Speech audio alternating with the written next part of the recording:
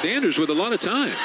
Throws it out to the right side, has a completed pass to Travis Hunter, and Hunter's still on his feet, dancing around, making a gain of 17. This is 365 Sports, powered by SicEm365.com.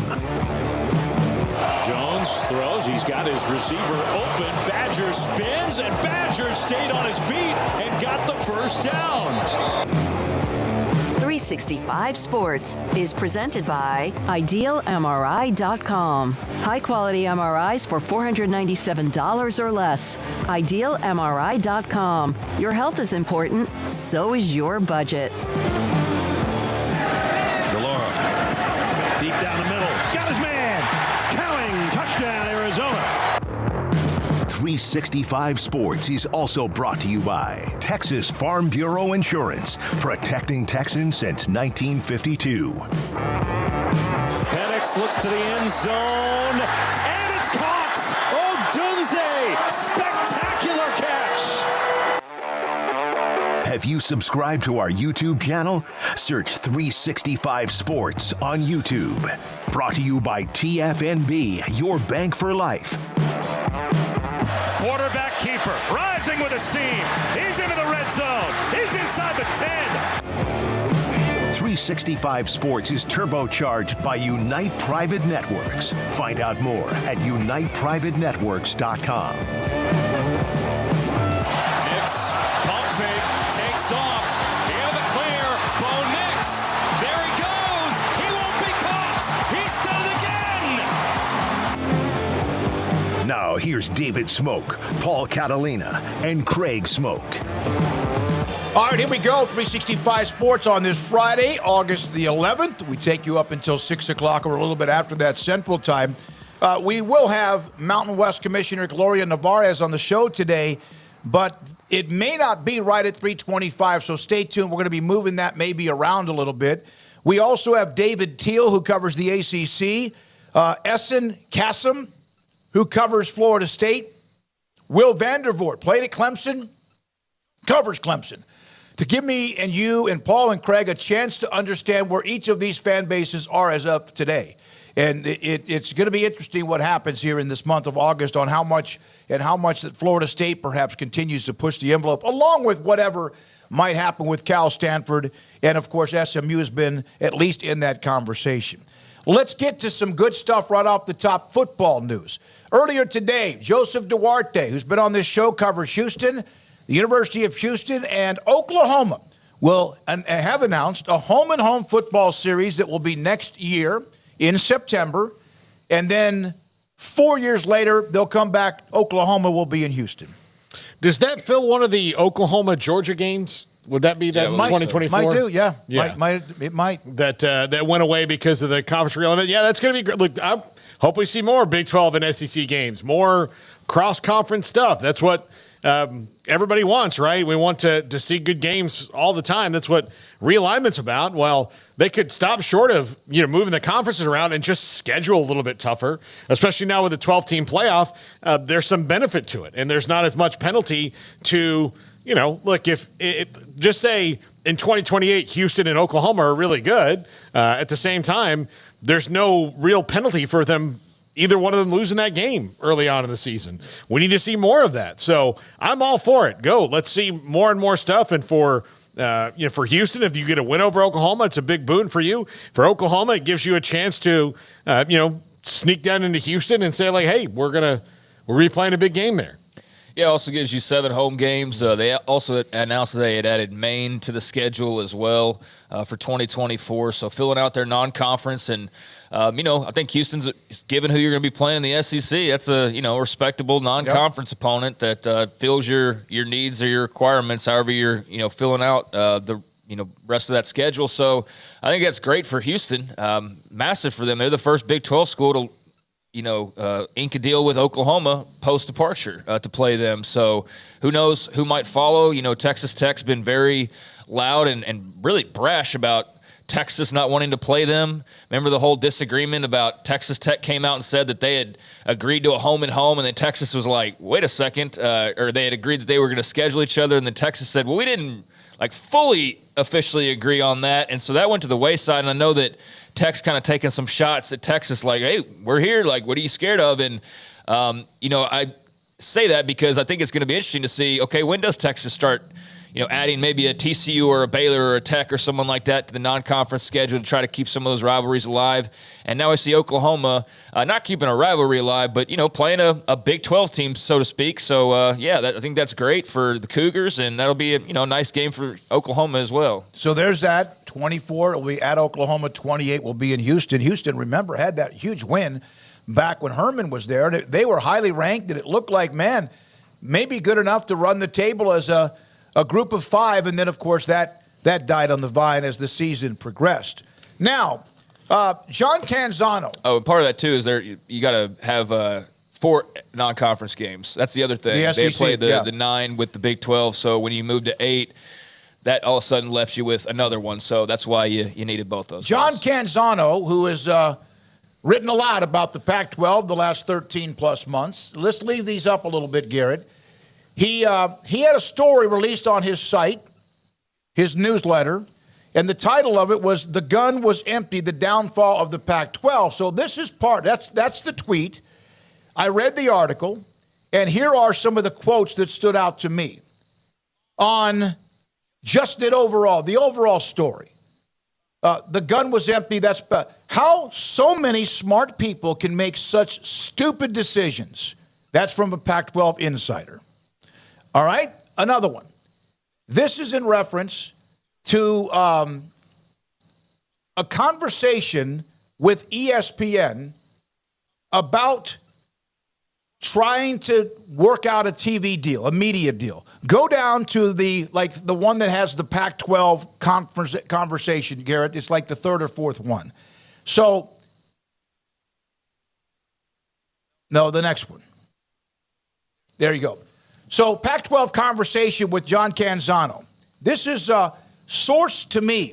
You know what? We told ESPN after the $30 million per school offer back in the fall of 2022, we said we want $50 million, not 30. Then, Canzano, what was the ESPN response and the source? Goodbye. Yeah, there you go. There's your first mistake. And then once you got the no on the $50 million, do you not go back and say, well, what about 35 and then, 40? And that to me is where when you thought like, well, somebody's going to give it to us. Well, if ESPN told you no on $50 million and they're the ones who have most of the college football, then who is going to give that to They you? didn't even tell you no. They just hung up. Yeah. That's how like ESPN sounds like they were pissed. Like, wait a minute, we're trying to get this moving. And of course, the Big 12 ended up with an average of 31.7, and that's where a lot of the money came from. Yeah, I mean, that's, unfortunate for them. I feel like we keep, every day, new shovel of dirt on the Pac-12 and how they handled all this from every direction. And now even the folks who were really their support system throughout the entire last couple of years are, turning the shovels their direction now. Not that he nor others didn't, along the way make mention of some of the pitfalls and the mistakes that they made, but now it's just glaringly obvious because now they've had so many fractures become public to where you can't tell everybody, no, we got a TV deal coming still. No, we got just trust us. Oh no, y'all are the liars. We've got a TV deal coming, and then just keep doing that and expecting somebody, I guess, to eventually forget about it. No, I mean rent was due, and they didn't have the rent check, and everybody went their separate ways. And now, we're doing the I guess moratorium on them, and so to speak. Not that they're all the way gone just yet, because as we know, there's a lot of irons in the fire with the Mountain West and the ACC and all the stuff that's potentially going on there. But it doesn't surprise me. The hubris has been mentioned as part of their downfall. Just not being realistic has been mentioned. A lot of different things could be mentioned. But, when that's kind of how it starts off, apparently, is you're offered 30 and they say 50 and you're that brash about it. Well, I'm not all that surprised that that's how it ended up, the way that ended up in the end. And maybe even though, as even was written in The Athletic, how the networks kind of went back to Fox, to Pac-12 at the end with like mini-type offers as far as it. That's why ESPN never got back involved. Fox, because they had been they're so in as ESPN is with various conferences. Now, go back to the Doug Pearlman. He was like the guy brought in as a kind of a consultant, so to speak, on the media deal. Doug Pearlman was way too nice and mild, in my view, said one source with knowledge of the negotiation. You need cold-blooded killers in that business. Well, that's where the difference between the Pac-12 and the Big 12 comes in. The Pac-12 hired Endeavor, which is an ever gigantic growing company, and George Kliavkoff hired a buddy of his from law school. Like those two, that's where the paths diverge in the woods, so to speak. And so that's why they were able to cut in line, is because Brett Yormark said, okay, who do I hire? Who do I get involved in this to help us with our media negotiation? Well, how about this gigantic company, full of people who are, trying to take over the world right now? Let's do that. And George Kliavkoff was like, well, I know this guy from law school. He's pretty good at this. Let me bring him in.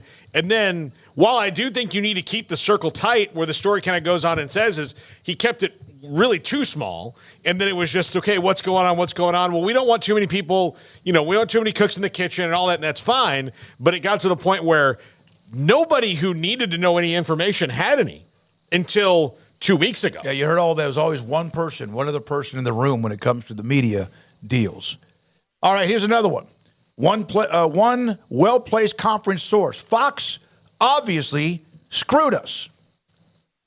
I would argue that after the initial ESPN offer in the fall, that ESPN was no friend. No kidding. Goodbye, click. So there's another part of this story. Well, I mean, look, Fox has got they're heavily invested in the Big Ten.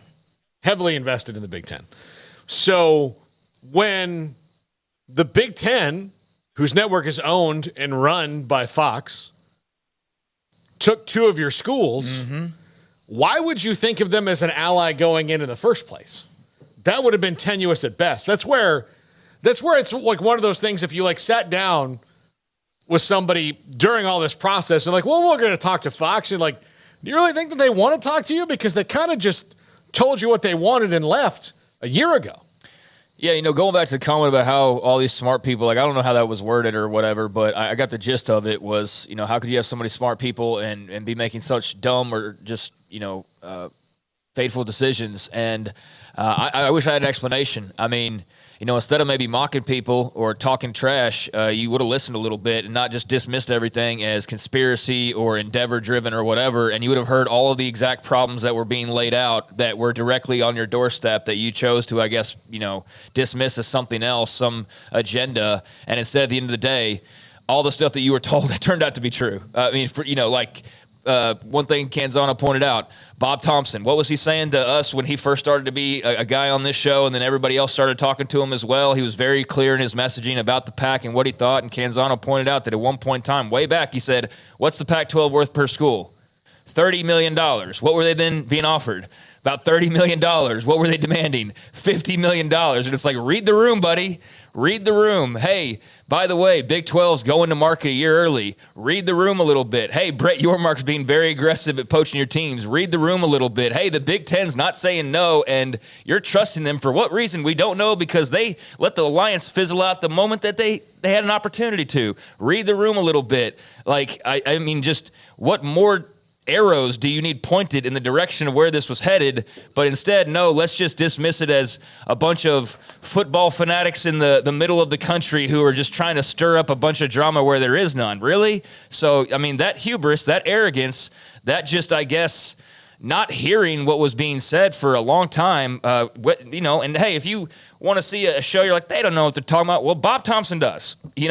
Patrick Crakes, they have a little idea of how the TV business works. So, at least maybe take into account that there's a little droplet or two of information that could, be, useful. How about call up Bob Thompson, one of you guys, and talk to him yourselves? And maybe they did that, but yeah, I mean, none of this unpacking is a surprise. I mean, it was all at their feet. And I know there is some element of this, of the Fox part of it and conspiring and things like that it's probably still going to continue to be talked about.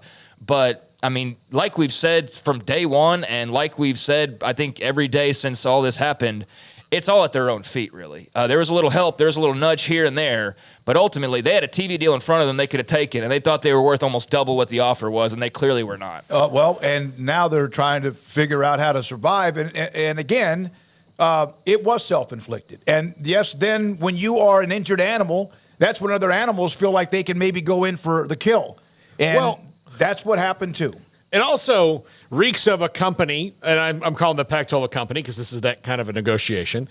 But sometimes the heads of companies hire people who tell them what they want to hear and not what they need to hear. And then those companies have problems because they haven't heard what they needed to hear. And I'm not sure the Pac-12 had enough voices in their orbit because, there are a lot of people saying just all over the place what they needed to hear of like, hey, this has happened to a bunch of other people before you. It's happening to you now. And, I think I used this analogy back before. If you've ever seen a disaster movie, the aliens are coming, there's a meteor, the volcanoes are going to come up. I mean, as stupid as the premises are, some of those movies, there's always somebody who's going to the president and going, hey, Mr. President, we have to evacuate. And the president kind of listens to them. And then there's the dude who tells the president, like, no, Mr. President, that guy's a crackpot, and then sends them out the thing, and then the White House Independence, and then the White House blows up, and you're like, oh, okay, well, should have listened to the crackpot, as opposed to the yes man. Yeah, and it's just it's not even like so much about Big 12 fans or whatever. It's just the writing was out there. I mean, it was very clear. I mean, the discussions, and here's the thing too is like, we're talking about it, and then at one point like, when every major media outlet is suddenly talking about, is that not a sign that maybe there's, if you want to dismiss this person or this, avenue or this, show or whatever, like that's fine and totally you're right, even though we know from comments that were made that, people like Kirk Schultz were listening to this show and others. I think when all of a sudden it's Ross Dellinger and it's, Dennis Dodd and it's every single person you can imagine is writing realignment, Pac-12, Pac-12, Pac-12, Big 12, what's going on, four corners, all this stuff, and you still keep acting like nothing's an issue. It's like they're not just doing that for clicks. You realize that, right? Like I know that's always the accusation when somebody doesn't want to believe something. It's like, oh, that's just for clicks. But no, there's something. You're not just publishing for that. Like there's something behind that, and that's why the Colorado thing kept bubbling. And I don't know how they refused to see what was right there. As we know, though, there were people that just refused to, no matter what, because of academics. Like just no matter what the TV money was, they liked their school better, and their partnerships and all of that. How that translated to somehow they weren't going to be able to do any of those things if they were playing football somewhere else never made sense to me. But regardless. It doesn't really matter now. So, yeah, I mean, they can only look in the mirror, and you can point at a couple of other places and say, okay, Fox did this or USC did this, but, I mean, it's all in the mirror. One more quote to get to from the article. And this one probably, if you're John, this one hurts a little bit. And anything we ever get with whoever is feeding us something, maybe because they want it out or that we are the ones who get the information, you still have to double and triple check that if you possibly can. Pac-12, and we heard this all of the time, that certain people were put out there to discuss the Pac-12. Kleofkoff and Robbins at Arizona, who then calls Dennis Dodd. All of that meant something. They were trying to get it out. And so... Because it came in waves, remember? Yes, it would be like it did. The Big 12 would Schultz, have momentum. And then Utah. Yeah, then there was that week where it was like 4 presidents spoke in 1 week, and then 2 weeks went by with kind of quiet, and then they popped up again. And then Colorado. And then so we are together. This is Oregon State President Murthy. We are together on this. We've got confidence in the future, the Pac-12, and we know things are going to be good. Canzano then says, I later found out that the Pac-12 commissioner, Kleofkoff, had spent 45 minutes briefing the president of Oregon State shortly before our interview. See, this is where I feel bad for him, and I don't, in that you kind of think he should have wondered that. But, I mean, again, you get sources that you trust and you go with it. I'm not trying to let him off the hook here, but that stings, is that when you find that out, like, oh, this guy gave me an interview, and then none of it was sincere. It was all party line stuff, and that's why you run the risk of really getting yourself stuck when you deal in absolutes, because there's very few things in the world that are absolute. And that's what was so strange about the people who were absolutists when it came to the Pac-12. And, people who had, again, experienced it other places in the country are like, man, this feels awful familiar. Like, if it walks like a duck and talks like a duck, it's a duck kind of a thing. And it was just like, no. And that was the whole thing. And, here you find out like, oh, no, the Pac-12 has been trying to feed propaganda through you, and that's never a good feeling. So explain that. I'm sorry, but explain that to me. So he did an interview. No, the Oregon State president did an interview. Okay. And Canzano saying that he later found out that before the interview that Kleofkoff had a 45-minute briefing with her on talking points. Okay, now, I get for what you're saying example, now. if a president's going to be on university president, well, there are talking points and they're prepped just like the White House is or whoever, or a senator. But that it was pretty much, hey, we need to get to this, this, and this. It's very much what sounded like happened with Robbins in Arizona when all of a sudden he was out and talking. And he did a lot, and he was always pretty steady with it. But he was out, and it was that found out that perhaps that was Kleofkoff. Hey, we need somebody out in front of this, please, just to neuter some of the negativity. Yeah, I think when the book is written, I know there's various articles now. It will be, that will be one of the things mentioned is why didn't they approach this a little bit differently in the PR side of it and maybe act a little bit earlier and all those types of things. So yeah, I see what you're getting at there now, and that makes you wonder if whatever happens with the Pac-4. And again, we can talk. There's been no action. The ACC stuff that's still brewing out there. We don't know how that's going to work. Obviously, there's the Mountain West and the American, and there's options, but no real super clear path right now. But one of the options is still somehow staying together and being an autonomous 5 for a couple more years, based on what I was reading out of Ross Dellinger's article earlier. Is that a status I believe would maintain for a 2-year period and then rolls off, and they clearly would not be in a position right now to be in an autonomy 5 moving forward without that maybe a little buffer stretch there. But if you are those Pac-4, I mean, he's still in charge. I mean, I guess he's still the commissioner, so to speak. But if you're going to stay together, then I don't think that's going to be a relationship that stands the test of time, given what all's out there and what we're discussing right now. So, yeah, a lot of moving parts still and a lot to figure out. And I really just remain very saddened for Oregon State and for Washington State and, to a lesser extent, Cal and Stanford, because I think they're going to be presented with better options ultimately, or be better off, than the other two because of their situation. So, yeah, that just sucks that people were getting played. I just got an email earlier today. Gloria Nevarez of San Diego State Mountain West called Paul, had her times mixed up. It looks like we're going to have to push her back. I hate that. Hate it. But she made a mistake. We'll try to see what we can do. Most likely have her circle back with us on Monday of next week. Now, a few more things to get to. Who knows what happens between now and then? Yeah. It might actually be better timing. Who knows? Mark Schipper, 5th down college football. I saw this morning. I'm kind of just combing through some of the timeline as you wake up. And I'm deeply ambivalent about Cal and Stanford. They've all been invited this reckoning, and now it's come. Elite universities, beautiful campuses, but both surrendered generations of fans to the NFL while scorning, mocking, and turning their noses up at big-time college sports. Ye shall know them by their fruits. One other quote from him, and I believe there's not another one there, Garrett? Yeah, it's these two. The next two. Oh, okay. I can't. Okay. Hold on just a second. I saw the other one very clearly. This one. So he talked about them being. He's very ambivalent to that. Ambivalent. Had Cal and Stanford kept caring about college football and college basketball like they did in the 40s and 50s and early 60s, the Pac-12 still would stand beside their former peers in the Big Ten and SEC as they had for the preceding 8 years. The Bay brand went from luxury yacht to a dinghy.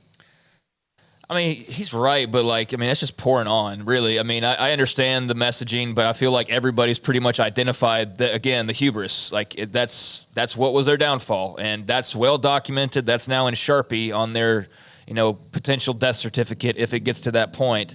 So, I mean, yeah, he's right, but I think he's just saying what everybody else already kind of knows and has said at some point or another these past few days is, again, as we started off the show, this is a conference that thought it was worth $50 million per team when everybody told them it was 30, and they, were flippant about that or thought that, they were still right and everybody else was wrong and, pushed this thing all the way to the brink of almost extinction. So, I mean, yeah, but that's just, again, I feel like that's just piling on, really. I mean, we've established they were arrogant. Cal and Stanford, are still displaying a little bit of that because obviously they're going to be selective. Like they don't want to go to the Big 12 per se, whatever. All that's very clear. There's a little bit of elitism that went on. All that's very clear. So, yeah, we can keep talking about their arrogance, and if that makes everybody feel better, that's great. But I'm at this point kind of feeling for their fan bases because they keep piling on, and they didn't do anything wrong. But, yeah, I mean, he laid it out there like a few have, and again, it goes back to the mirror and this whole situation. That's where it starts and ends. Thank you to everybody that's already joined us today. Those of you in the chat room, text line 254-339-1122, and also listening on the app sponsored by Alan Samuels in Waco. From Trey Smith, things are trending. He covers the American Conference, media credentialed, trending towards the AAC getting all 4 or none at all. Hardest part of realignment is the fluidity. Things change by the hour. Stanford, the ultimate domino. If ACC is a no, if any final Hail Mary to the Big Ten is a no, then let's party, and Oresco is on his A game right now. Well, I mean, that's someone who's very well thought of, Mike Oresco, in the college football world. I think that or the Mountain West are their best options right now because I don't think the Big Ten's calling because I think they could have just done that last week. When they had vetted Oregon and Washington already before. You can't tell me that they didn't. There's a reason they didn't vet Stanford and Cal, or they didn't get down the road with them because they could have said, to me, what's the difference between 18 and 20? You're having to blow everything up anyway. If you're adding these schools, I think that they're going to have to, again, get over what they thought of, well, we've got this big, academic conglomerate, and if we can get here and here, look, the American's got Rice. Rice's got some really good schools in it. It's got Navy, SMU. So it's got good academic, schools in it. And maybe, just maybe, you need to realize this is not about that. And here's the deal. If you're Stanford, you can be, and Cal, nobody's going to take away your grant because you're playing football against Tulsa. If you're doing the work, you're doing the work. Like, I don't understand. Like, yeah, I know you have these things that may have fallen apart, but if you're already down the road and you're doing this research or you've got this, nobody's going to say, well, Stanford, you're lower now because you've got to play a game against UTSA. We're sorry. They're not. So that's all in your head. It's funny that you mentioned Tulsa, though, because that's where my mind was like, hey, here's Stanford traveling to Tulsa for a football game. That's just I don't think was in anybody's cards, but I guess that's, something that's potentially out there. I mean, as far as markets go, and I know, again, they don't go exactly together, but, I mean, in the American Conference right now, you've got, Memphis, and you'd have Dallas, and you'd have Philly, and you'd have Tampa, and you'd have Tulsa's actually a pretty big city, yeah. But I know that's not maybe like the other ones that I mentioned, but it's not a small city by any stretch. You got Charlotte new to it. Florida Atlantic is Miami-esque in a way. You've got Denton, which is not. It's a little farther outside. It's not DFW, no. But it's North Texas. It's like Humboldt to Houston. Yeah, or something like yeah. that. It's not DFW, but it's the whole thing's one big huge right. city. Yeah. Birmingham, which is a college football hotbed. So there's a mixture of cities there. But yeah, it's not anything that Cal or Stanford signed up for. So if Oresco was able to pull that off, I mean that'd be awesome for the American Athletic Conference, and he would. Be a guy that has a big hit after being the guy who earlier this year, or what was it, late last year, whenever he was coming out with his statement talking about the strength of the American and, how they were tired of the Power 5 label not being, or the way it was being applied to certain schools and not to, the American. They didn't like that. And he's been outspoken. So if he were to, walk into this situation and grab Cal and Stanford, that'd be a huge coup for him. And we have to give him some props. But there's a lot of irons in the fire because that's, well, if the ACC decides not to do anything, and if the Big Ten decides not to do anything, and if the Pac doesn't stay together, and so there's a lot of levers that still need to be pulled, but the American seems to be in a good spot if, the right moment comes for them. Bobby B. Tulsa has 1 million people. I didn't know. Yeah, it's a big city. It's a big city. It's a big All right, city. one I had more fun thing. when I was there. Speaking of Cousin was ACC, there. Ross Dellinger. The media companies understand what makes fans love college football. That was the question about what's going on. No, go back to that one. They have met. We knew that. George Kliavkoff, Wasn't there. not there. Next move depends on what happens for the big brands inside Stanford's pursuit, ACC independence, the ACC, or AAC in the Mountain West. And then there's this quote from Ross Dellinger in the article, too, when he's talking about the ACC and where they are right now with these teams. It's up there. I can't see it all that way. If you add 4 schools, you would have an argument to keep the college football playoff autonomy 5. That's from a Pac-12 source, but it would be an uphill battle. Seemed like a lot of negatives. It is. Take these 2 comments from 2 different administrators at AAC schools where programs earn about $8 or $9 million a year in distribution. The fear is that Stanford and or Cal would eventually go to the Big Ten and they'd leave us behind. Why is their deal better than what we have now? So some of the positives, of course, restarting the Pac-12, you're joining the conference, one of the most storied brands in college sports. But the most notable plus is that the league, if preserved, has millions coming from the NCAA tournament cash. They do, but it's not a lot of money. Like it's when you break it down, it's like $1 to $2 million per team, and that's not going to ultimately do much for you. And that may be per year, but I mean, still, that's not that's a 3-year stretch. That's not something that just continues on, infinitely. So. Yeah, you're getting some more money, especially for the smaller schools. You're getting more money than you typically be getting, but it's not like striking it rich and a gold rush coming your way. But yeah, I mean they're dangling like there's discussions about Power 5 status and what that's going to look like, and a lot of that hinges on how this goes the rest of the way. But yeah, I mean there's a way to see why keeping the pack together would be tempting for some of those schools, but to pretend as though it would remain as we've known it would be foolish and would not be anywhere close to the truth, even if there are 4 original members. So, yeah, it's a very interesting situation with a lot of different potential outcomes, and one of those is likely moving to a Power 4. So is that on the minds of Tulsa or Temple or these American schools or these Mountain West schools or whatever, that, hey, we're going to go, and then it's just going to be basically like where we are, but with 2 to 4 bigger teams, but still not going to have an automatic invite, past a certain point, not going to have, that autonomy, power. So is that worth all of the shuffling of the chairs? That's a question that they'll have to answer.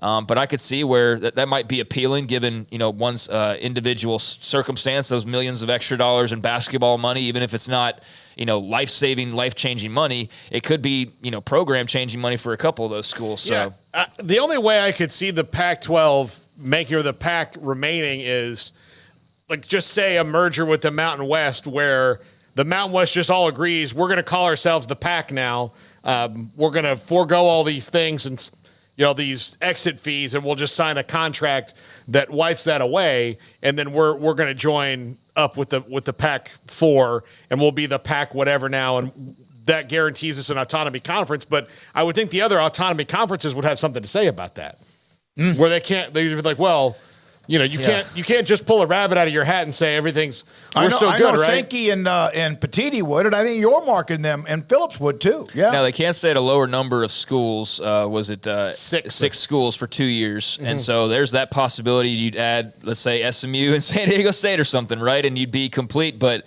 again, you're really at the mercy of everybody else because what does the ACC do? What does the Big Ten do?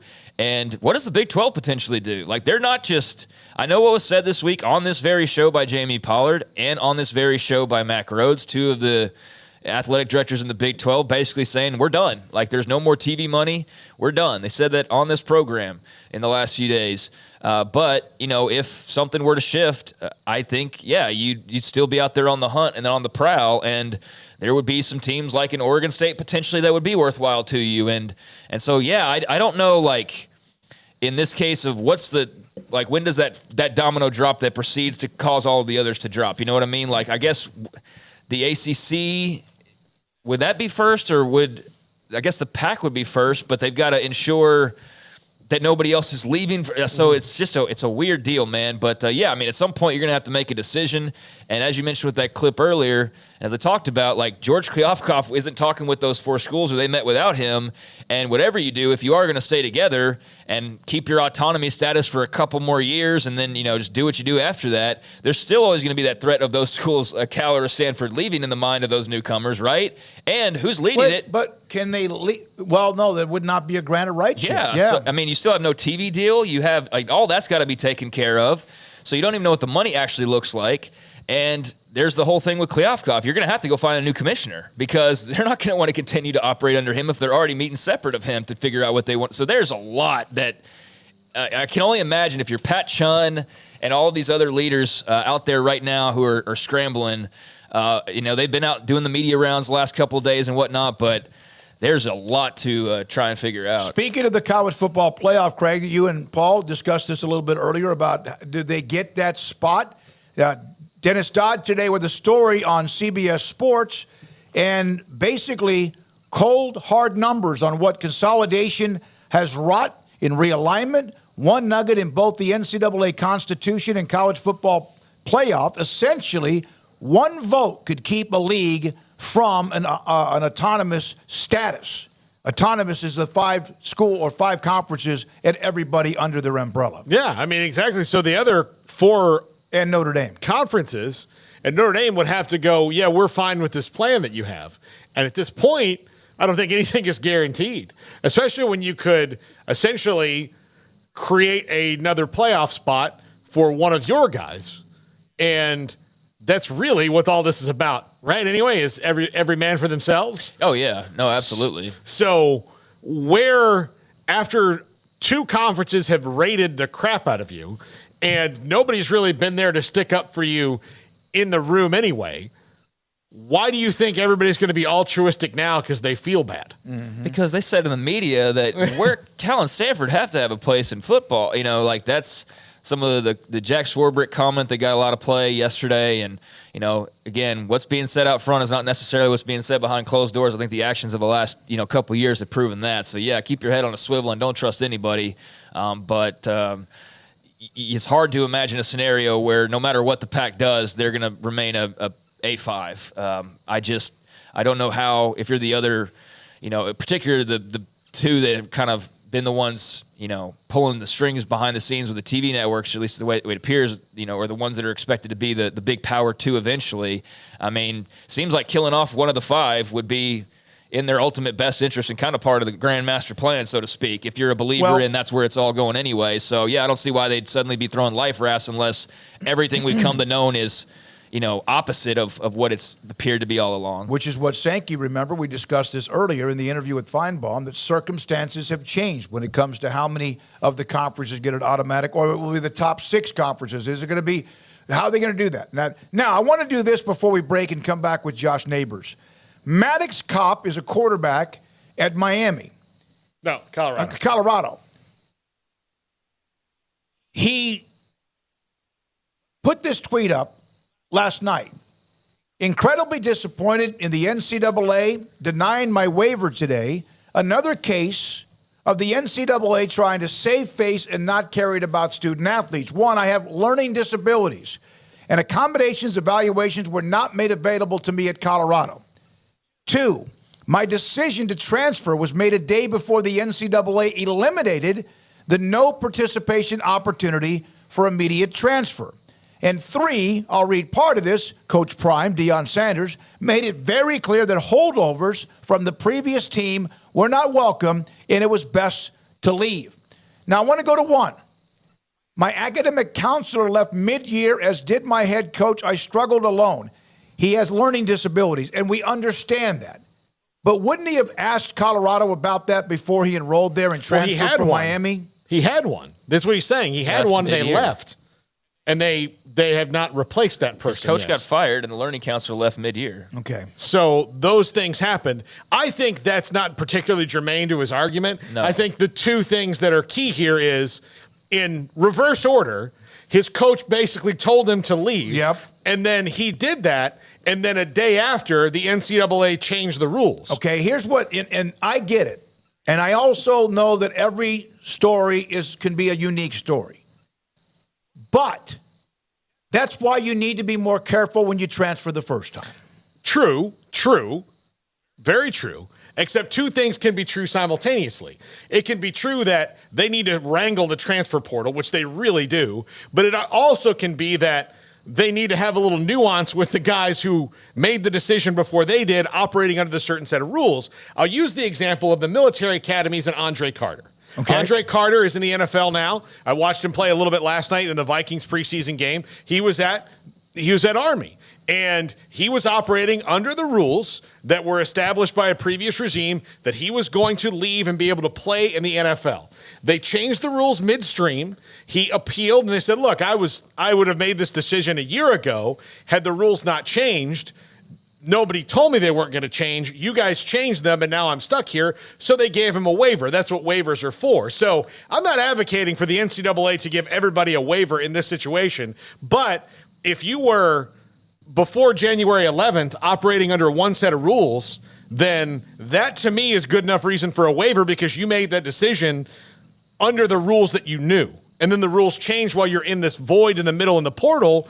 That is where the waivers should come in. And the other reasons why you're transferring don't matter because you were following the rules that were set to you at the time. My point again, and you said I was true, was if you're going to transfer, make sure you understand that if you're wrong or something goes wrong or you make the wrong decision, then you're kind of like going to be stuck where you go. So make sure your first transfer is good. And then what you said, I would think they would have grandfathered everybody in before the rule was passed. Well, yeah, and you can't expect that everywhere you go when you make that next decision that coach is just going to automatically be there, and then if he's not, then you have the right to go and transfer again. Like if we did that for every time a coach, I mean, that's part of the confusion of everything that's going on is like now it's like if a coach leaves, is everybody allowed to leave? Is coaches allowed to leave? Like it's very confusing. But yeah, a two-time transfer. Paul seems to have a far better grasp on the story than I will pretend to. But it seems unfortunate. I just don't like, and this is not against him individually, just in general. Let's run to social media and get everybody in a hot bother and then have them breathing down the necks of Colorado to try to force them to change their decision. I just think that that can be empty sometimes, and I feel like this is one of those cases where I get it, like voice your concerns, your complaints, but there are rules in place.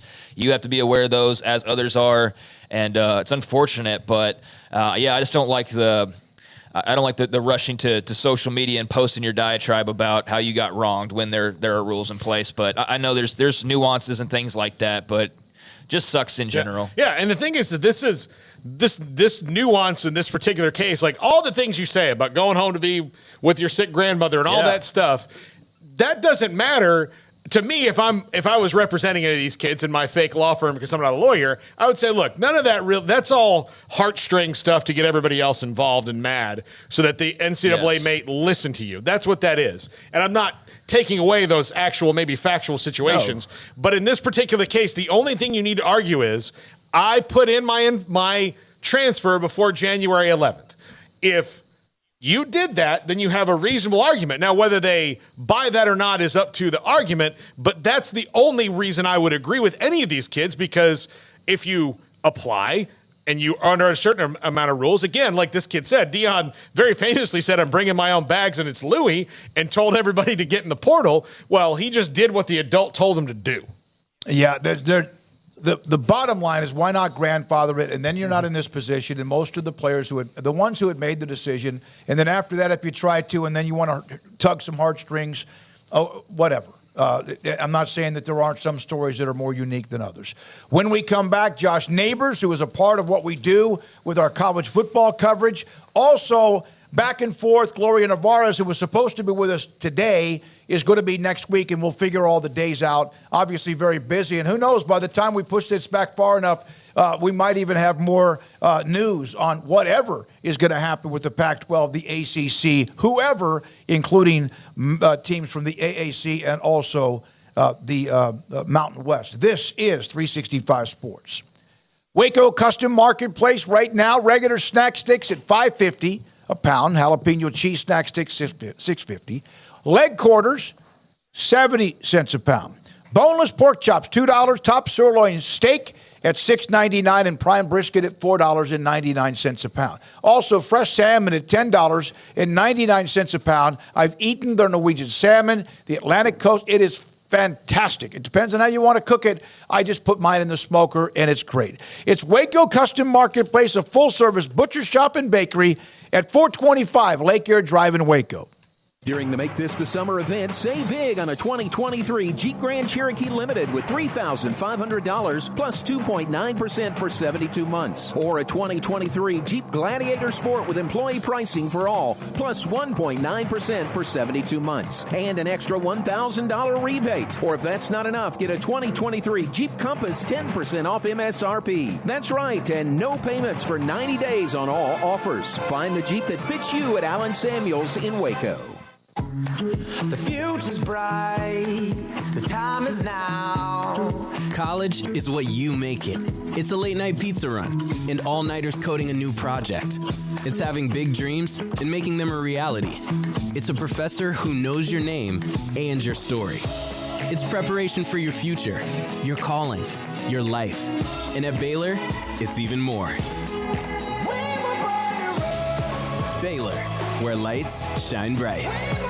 One size fits all. That may be all right for an adjustable belt or cheap sunglasses, but when it comes to your financial needs, no one wants a one-size-fits-all strategy. Ben Erlinson, your Edward Jones financial advisor, knows that his most important goals are yours. That's why he takes the time to understand your needs, knowing you. That's how Edward Jones makes sense of investing. Ben Erlinson, 100 North 6th Street in Waco, 254-759-8533. Edward Jones, member SIPC.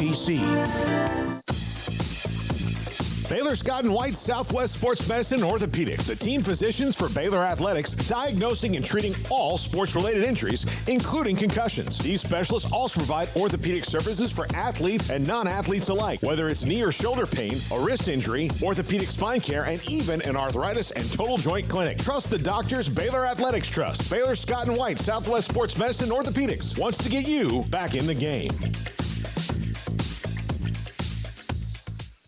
TFNB Your Bank for Life is the official local bank of Baylor Athletics.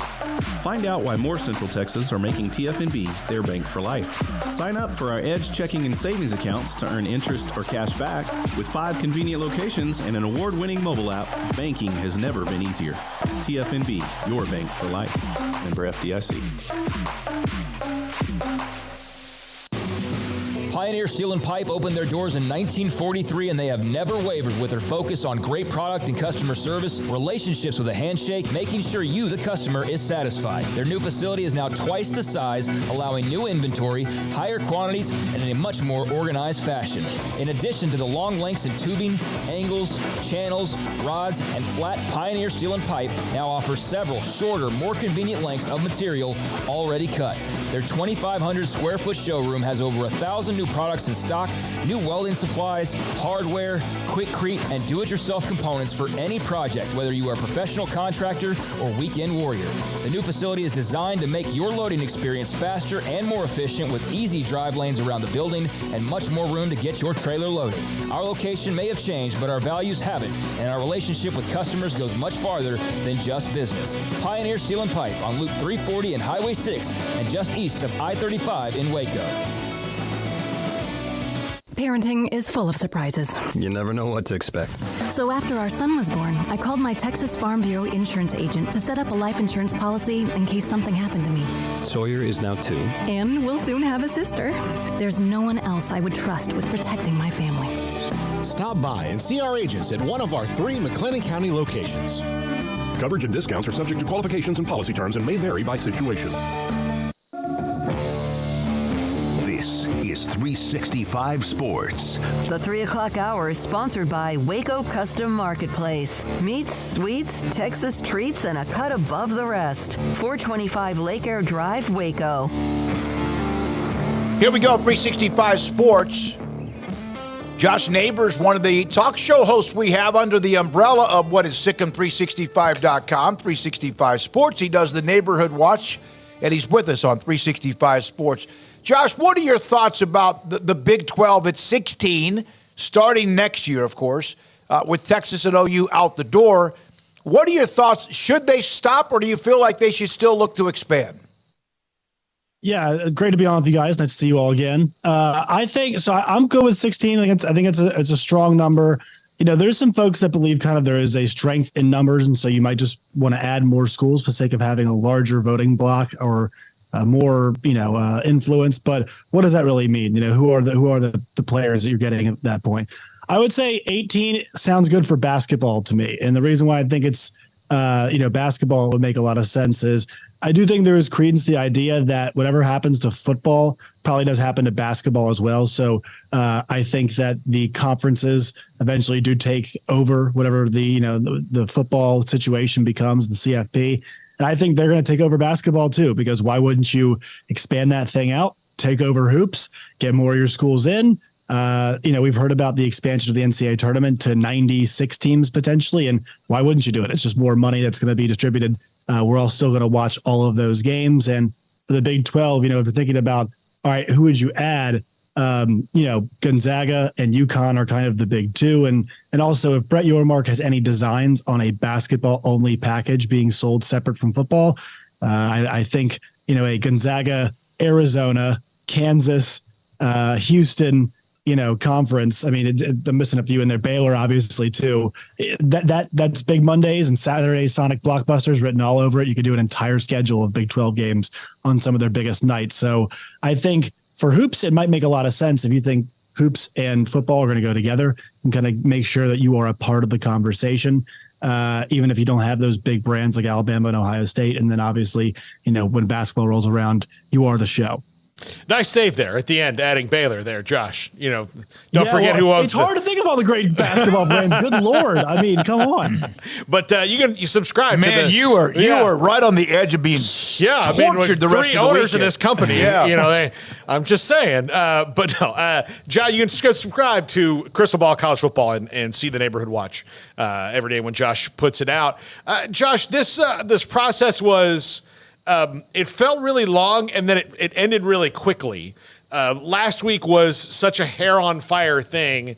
Did you ever buy Friday morning that, I guess this isn't going to happen now?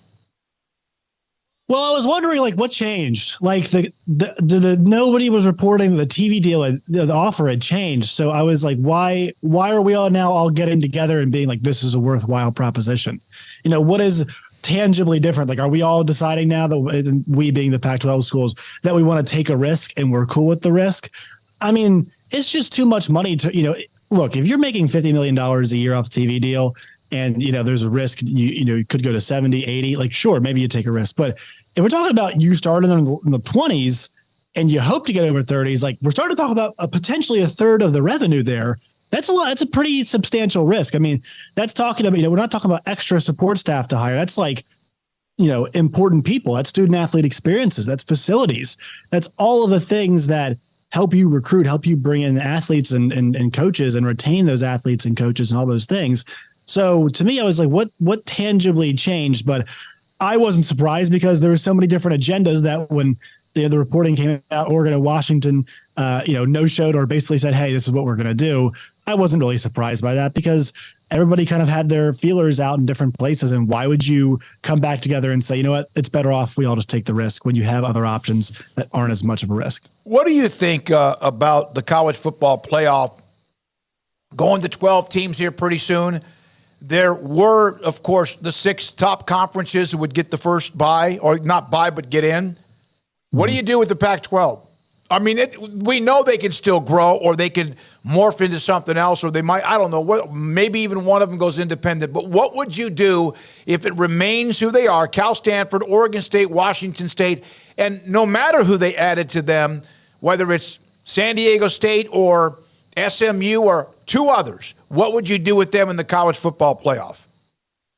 I think they're going to get kind of the short end of the deal. And I think they, it's just what power do they have? Who is going to be advocating for them at the table? I mean, their big brands are all kind of left the building, and those folks are not going to, I think, advocate for them, in any meaningful way whenever the CFP committee kind of gets formed, whatever it is, the next go around, forget when it's kind of reformed. But I think the dialogue around the college football playoff right now is very interesting because I was very excited about the idea of those AQs. I think it made for the fact that, look, like we kind of know who's going to be around at the very end, but the fact that a Sunbelt team can run the table and go, I think is actually good for the sport. Whether they do well or not, it's kind of up in the air, but like them getting there, I think is good for the sport. It makes it feel like as the gap grows financially for some of these schools, at least the opportunity is growing as well. I think that's about to change big time. I think we're about to get a situation where we're going to get the 12 best teams type deal. And this kind of lends to a really big problem here because think about like the Big Ten. The Big Ten's going to have a situation where you're playing 9 conference games. You're not going to play half the conference. So figuring out who like the best Big Ten team is on a given year might be challenging, let alone who kind of the 12 best teams are. And I feel like that always is going to lead to some of the lower level schools not having a place. So I was looking forward to them having a place at least for a little while. And I'm now concerned for those schools, the remaining Pac-12 schools, and for smaller conference schools, what their place is in a new CFP landscape. Josh, when you heard that the Pac-12 turned down a $30 million a year offer a year ago and then said we would like 50, like they didn't even try to like build up to that. Like, can you do better than 30 as opposed to giving them a number that was almost twice as much? What's your reaction to that? Yeah, so Paul, you and I talked about this. Like Brett Yormark, one of the best qualities that he had when he came in was the fact that he understood what he was dealing with. Like he understood what the Big 12 was and what it wasn't. The Big 12 is a college, it is a conference as a college football, obviously background. They got a lot of teams obviously that play. One of them play the national championship game, but they are not a massive TV draw because they don't have the brands that an SEC, that a Big 10 have. Right. So the analogy I've been giving a lot recently is like the Big 12 realizes that they might not be the steak, but what they can be is like the wine that pairs with the steak. They can be the great side dish, the great appetizer, right? The wonderful creme brulee after. Like they can be all of those things. And, time slot wise, like, they even apply that too. They can play early, they can play late. That's what they are to television networks. They can fit them anywhere. And you never really know when the games will end up being compelling. But TV networks can pretty much bank that the Big 12 is going to be compelling. It has been, especially in that first weekend in December, the last few years. It's been fantastic. The Pac-12 never understood that. I remember thinking at the time when the Big Ten deal happened and seeing the reports that they somehow thought that applied to them. That's not what this is. I mean, you are not the same conference. Kevin Warren constructing that deal that looked like an NFL deal because it was 3 different networks and all the time slots and all those things. Like it was really smart, but he has the ability to do that because he's got Michigan, Ohio State, Penn State, Michigan State, Iowa. I mean, Wisconsin, all of these massive schools with big alumni bases and that do very, very well in terms of ratings and all of these things. That's why you can do it with the Big Ten. That did not apply to the Pac-12, and it was ridiculous for them to ever think that it did. Also, they were fighting from a disadvantage because the Pac-12 network sucked. Like they had to recover from that, and they kind of viewed themselves as, we don't need to get. They didn't value visibility correctly. Like they needed to trade cash for visibility in some spots, and they never realized that. The leadership seemed to fundamentally not understand that like just because live sports and a live sport that you also have is going up in value does not mean what you have goes up in value.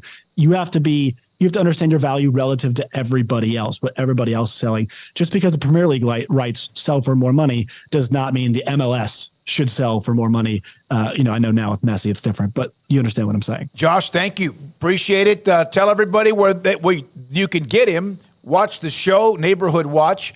Underneath 365 Sports on YouTube, but tell everyone usually when you launch that. Yeah, Crystal Ball College Football is the channel. Neighborhood Watch 5+ days a week. Some of the best Big 12 content you can find alongside what you all are doing here.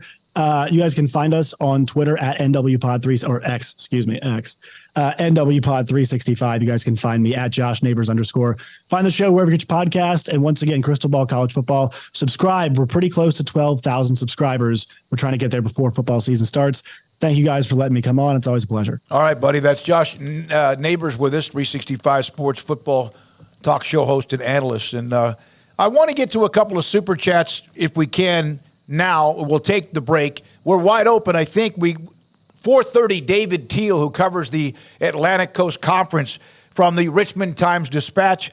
Kasim, is going to come on at just after 5 from the Florida State perspective, which we kind of heard about. People either like that or they don't. And then also Will Vandervoort, played at Clemson, covers Clemson for the Insider. Clemson Insider will join us to give us some perspective from ACC, from some of those territorial parts. I spoke with Alexis Cuban, who covers Louisville, and I said, hey, Alexis, and she used to be an intern for us at the radio station here back in the day, a Baylor student. I said, how much does realignment even come up? She goes, everything's about Jeff Brom.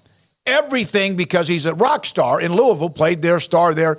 Everything's about, I got write 9 different stories about him, different angles.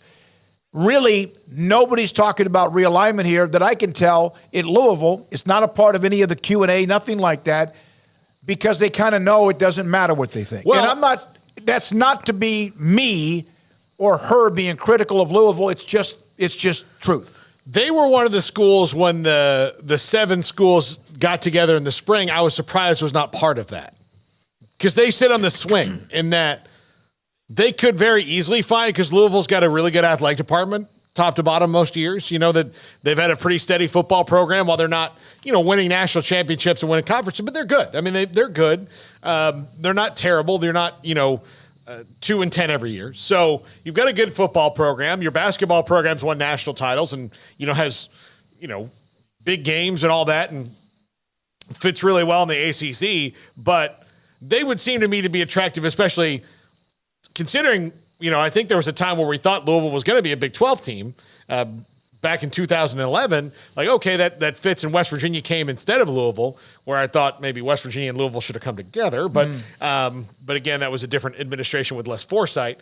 But Louisville would make sense. But again, they also know that we could be one of those schools where we're like, yeah, let's break the grant of rights. And then everybody goes somewhere else, and they're just kind of sitting out with – Boston College and Georgia Tech going, hey, what about us? Here's a couple of super chats. Lomansky, thank you guys for the coverage, the comments, top shelf. Appreciate the Bob Bowlesby, by the way, and the comments you made about him. This Hawkeye alumnus, blessed to follow Bob after he replaced Bump Elliott at Iowa as the AD. That's from Lomansky. Chris, guys, with all the new additions the Big 12 made, I am wondering what stadium capacity for football and basketball that all members must now grow to. I didn't realize this, and I know the ACC has some private schools. Obviously, they got a lot of them. I don't know. They have a pretty nice chunk. And I was on a station that was talking about the ACC, and they mentioned SMU, and I said, listen, they have money, and it's in a hotbed of recruiting. Their stadium, though, is pretty small, and that's not. People get all offended. Like Baylor's is 44, 40, whatever. Some are 110, but it just really depends on who you are, your base or whatever. But I would ACC's got some schools in that 30,000 or 35,000 or 40,000 stadium. I don't know what Ford Stadium's. I would think. What would you think it is? 35, 35, 32.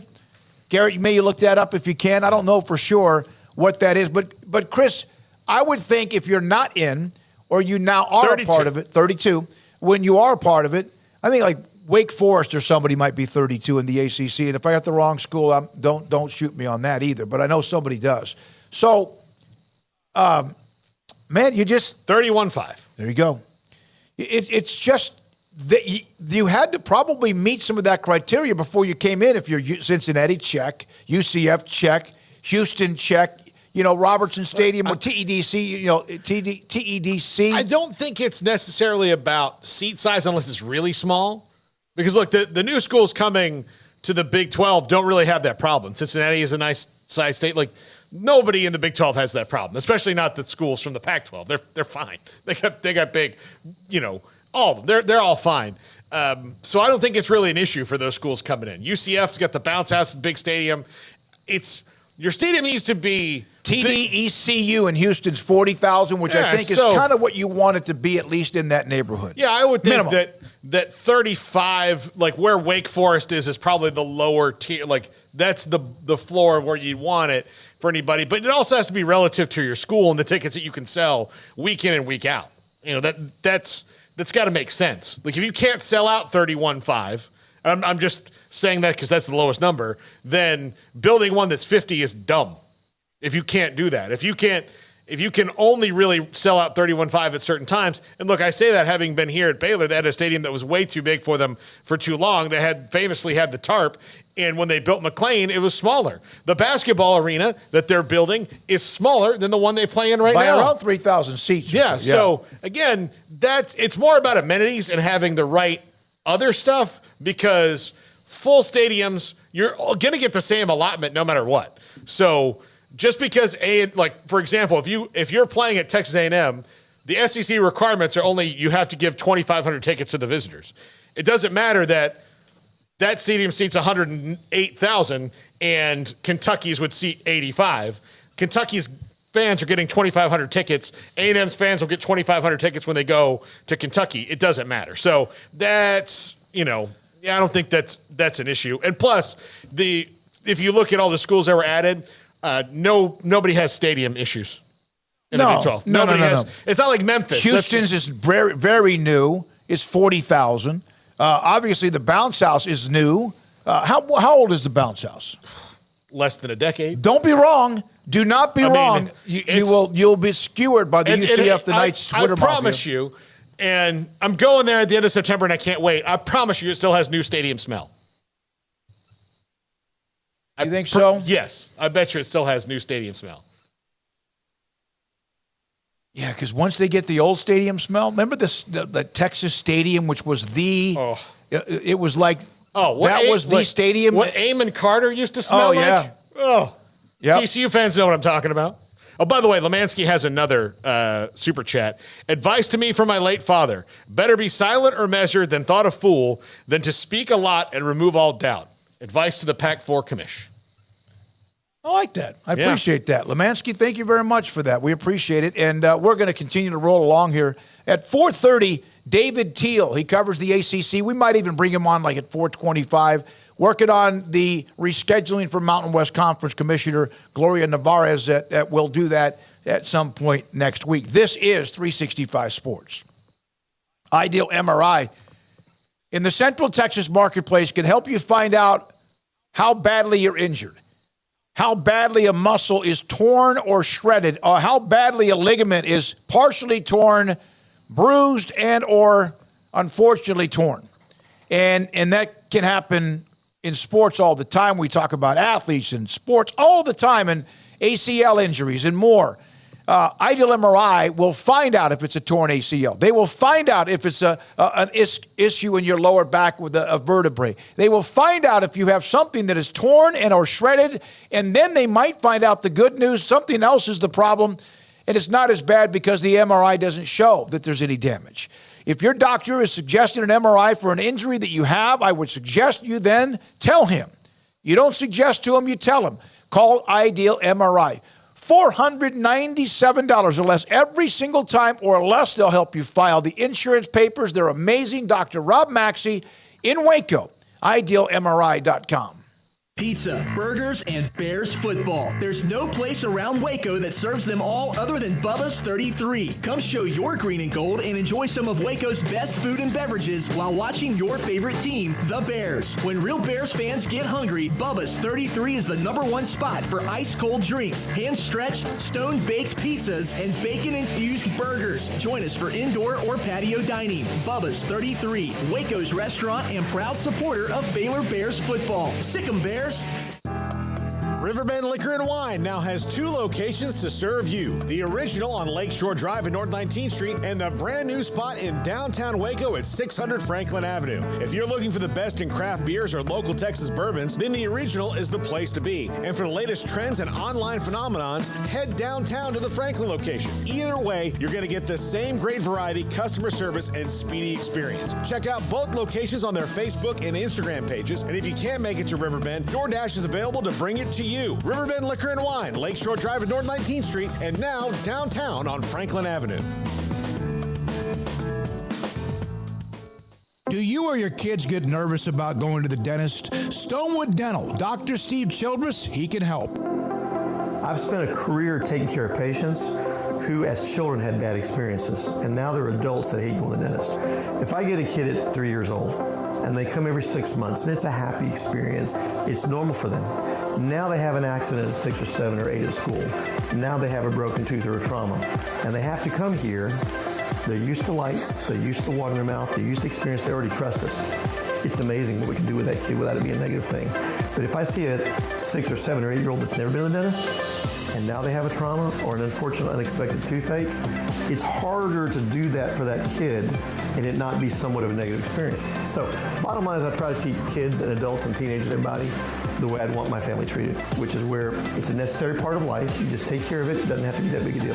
Learn more, stonewood-dental.com. Let Camille Johnson Realtors guide you seamlessly through the process of buying your dream home or selling your current one. Commercial, farm and ranch, or residential, Camille Johnson Realtors can smoothly and successfully lead you through any transaction. With a team of 28 experienced agents who are excited about serving you, Camille Johnson Realtors services the entire greater Waco area. If you're in the market to buy or sell, contact Camille Johnson Realtors, 104 Midway Center in Woodway, or find them online at www.camillejohnson.com. Camille Johnson Realtors, elegant, charming, warm. Welcome home.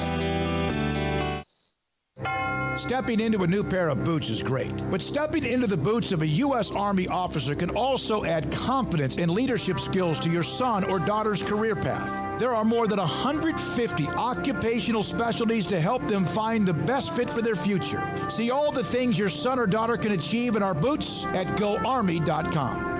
U.S. Army Waco Recruiting Company, 254-598-8131 or 254-776-1543. This is 365 Sports, powered by Sikkim365.com.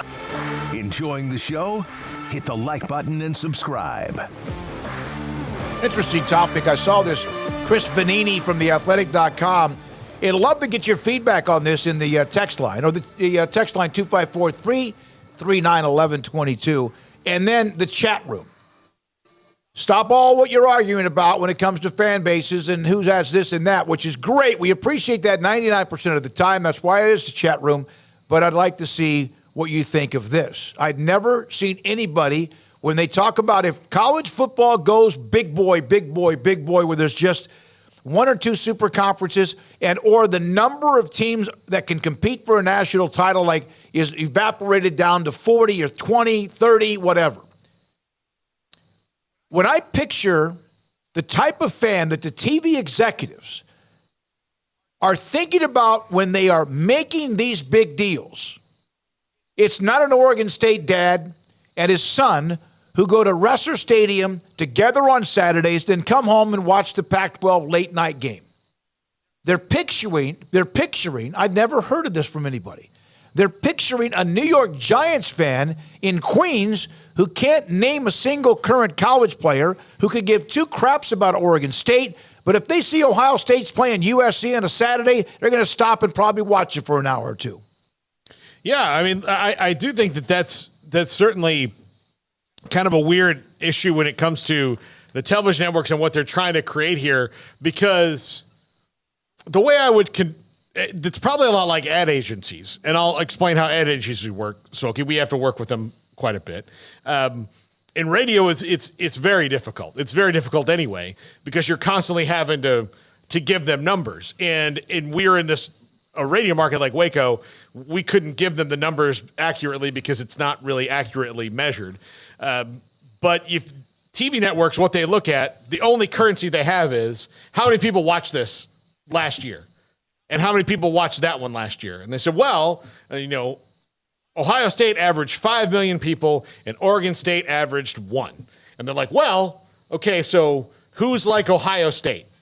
Because they're just going to go by numbers. Now, there are really smart people like Bob Thompson and Pat Crakes who understand how college football works, but they also have to sell it to their job is to build a package that's acceptable to the people above them that are, if you're the president of Fox Sports, well, you're not the president of Fox. You have to sell it to that guy. So then they can sell it to advertisers and on down the line. So there's so much to that. And like we do with ad agencies, you had to be able to show them like, okay, this is how many people listen to our radio show from 3 to 6 in the afternoon in the Central Texas market. You say, well, if you take all the people that can hear our radio station, it's actually bigger. And they're like, well, no, I'm only looking at this one. And this sheet of paper that Arbitron sent me these are the top 3 and you're not in it. I'm like, well, yeah, but you're not really getting what you want if you buy those 3 stations. They're sending out 400 of those ratings to a city of 120,000, but they then say, well, no, that they cut it by a pie in the U.S. Census. That's why this show has been so refreshing, because when someone asks me or Paul or whoever, well, how many people are watching you? We have absolute raw analytical data where we can see who's moved the needle as a segment or a guest like within seconds. And that is something that is evidence on who is watching. And by the way, thank you. Congratulations to the show, to you, and that includes you, the family of our audience. We went over 34,000 of the subscribers earlier today. The sad thing is they have those numbers in radio and TV, too. They have the ability to do that. They just don't, because there are, like, you would find out there's parties on the other side of it that don't want you to know that. No, it's like lobbyists. Yeah. No, we kind of like the way it is now. Keep sending out the books to a bunch of 53-year-old women and ask what kind of radio they watch. Well, and Arbitron is like Arbitron is that way. I think it's called Arbitron because it's so arbitrary. It's just ridiculous where you send them out, like how you have to do it. And I'll tell you, I think this is the wildest thing because TV and internet are much more easy to grade. TV a little bit different, but they send out in markets like this a diary, a notebook to people to write down in and ask them what stations they listen to. And no one wants to do that. Nope. Like what kind of person do you have? Like how much time you have to have in your life where like, you know what? I will write this down every day for 2 weeks. At 2:35 p.m., I listen to this station. Or take a pen and go, 6 a.m. to 6 p.m. for whatever soft music you listen to during the day. Super Chats, retired stockbroker, just puts up the money. Thank you, sir. We appreciate that. Good question here from Mike Terry. How many of your audience, or how much of your audience is Texas? Your ads are very local, but wondering if your audience is mostly local. No, it's the opposite. Our audience is from Seattle, Washington to Orlando, Florida. It is from Salt Lake City to Washington, D.C., Dallas, Houston, big chunks of who watch us. Phoenix is rising, literally. And then the L.A. market, very much Baylor. That's how we started when we began in 2020. And as the college football realignment changed, then the audience, as far as where you're from, changed and went coast to coast. We've always been strong in Dallas and Houston because of the alumni base with mostly what we did Baylor, and then we've morphed now into this being a full throttle 90% of the time, if not more, college football. Yeah, look, we've got people saying Arizona, England, the Caribbean, Nebraska, Alaska, Arizona. There you go. Seattle. But the Caribbean, Behringer, we're so jealous. Yeah. Paxton, of course, is in Texas. Eric, Oklahoma, you mentioned that. California. West Coast. Denver. Yeah, so that Tampa. There you go. This is on the chat. Iowa, New Jersey. And so about a week ago, I'm about to make a presentation to a huge business. It's not about really us as far as advertising, but just about how we have grown from day one. And Brian had sent me a graphic about a week or two ago on the cities. And I was like, my God, we knew that a lot of you from all over the place. It's pretty amazing. A lot of it's because of the realignment. If you were Brigham Young, why would you not want to check in with us? Because we were always, it seemed like, ahead of the curve when Bob Bowlesby reacted. MC Gusto's from Peru. Lufkin. Cyprus, Las Vegas, Iowa. Juan, surprisingly enough, is from Houston. Didn't know that, Juan. New Zealand. There you go. Wow. West Virginia. It's on and on and on, and we appreciate that. Michael Goodrich from Virginia, Reckham Tech. So there you go, Michigan. And so what we have done, and it's the YouTube numbers have grown, and that's part of what we have, the ads and et cetera, and the views and all that. So we appreciate you for that, and it's great. It's been great. But when we started, for about probably maybe all of you except a handful, we started August the 6th of 2020. April the 6th. Did I say August? Yeah. April the 6th of 2020 in Paul's upper second story man cave gentleman's club, and it was like basically getting cans and wire. No, it was great. That's when we started, and it was like I did have to run a wire from the upstairs to the downstairs. Yeah, that was to plug so into college. modem. That was such college dorm stealing somebody's cable, and that's where we started. And then, of course, it's grown to where we joined here in this beautiful state-of-the-art facility in September of 2020, thanks to our partners, Ashley, who's in France or Italy or somewhere right now, and then Brian, who's always working, and then also Colt, who is like beam me up, Scotty. He's involved in a lot of the energy that is brought. One other note in college football, then we come back with our guest on the ACC with David Teal. Art Briles, former Baylor coach, who has since that time coached in Italy a couple of different times, and also since that time, schools have tried to hire him as a consultant, an assistant coach, the Canadian Football League, and everybody buckled to the public pressure and social media and the backlash. Now, the International Football Alliance, and honestly, I had never heard of them, a new spring league, yet another one, with teams in Mexico, Texas, and California, hired Art Briles to coach the team in Dallas, and in talks with Nick Rolovich for another team. Hal Mummy and Noel Mazzoni will coach teams as well in Mexico. Hal Mummy, by the way, high school coach here in Central Texas at Copper's Cove. I had him on the show a couple of years ago when you guys were gone, and I was really bummed, and we couldn't get him on the phone, and he called me at 6 o'clock that night, Hal Mummy did, and was like, my phone died. And then I just went out and was having a good old day. And I was like, well, thanks. He came on the very next day, and it was great. But I remember thinking, like, man, he's usually so good. But, yeah, his phone died. I got it. It brings up a story. But Coach Briles, this league that he's in, you can have 20 or 25 American players in a 53-man roster. The rest of them all have to be from Mexico. Football is becoming very popular in Mexico. Terrence Williams, as a matter of fact, is playing in a league down there and doing really well, former Cowboys wide receiver. And so, yeah, it's growing, and I expect to see, I think the goal in Mexico is they want to have their own CFL type thing. No. Yeah, so I think overall, and this can lead to that. So, Coach Briles gets to coach. Noel Mazzoni's been in this forever. All these coaches, Nick Rolovich is by far the youngest Washington guy. State? Yeah, he was the one that got let go. Yeah, he's by far the youngest of all these guys. All right, Iowa, Las Vegas, Cyprus, Guam. Did you mention them earlier, Doug? No. Doug Palmer in Guam. I lived in there Guam for 4 years, Anderson Air Force Base. Orlando, again, Lufkin, Fulshear, and a few others along the way, Michigan. And again, the cities just continue to pop away here on the chat room. Retired stockbroker, when is the Two Minis remote show? Oh, God, I read it. I actually read it. Paul, where is Two Minis? I have, I don't know. I think I do. I don't know.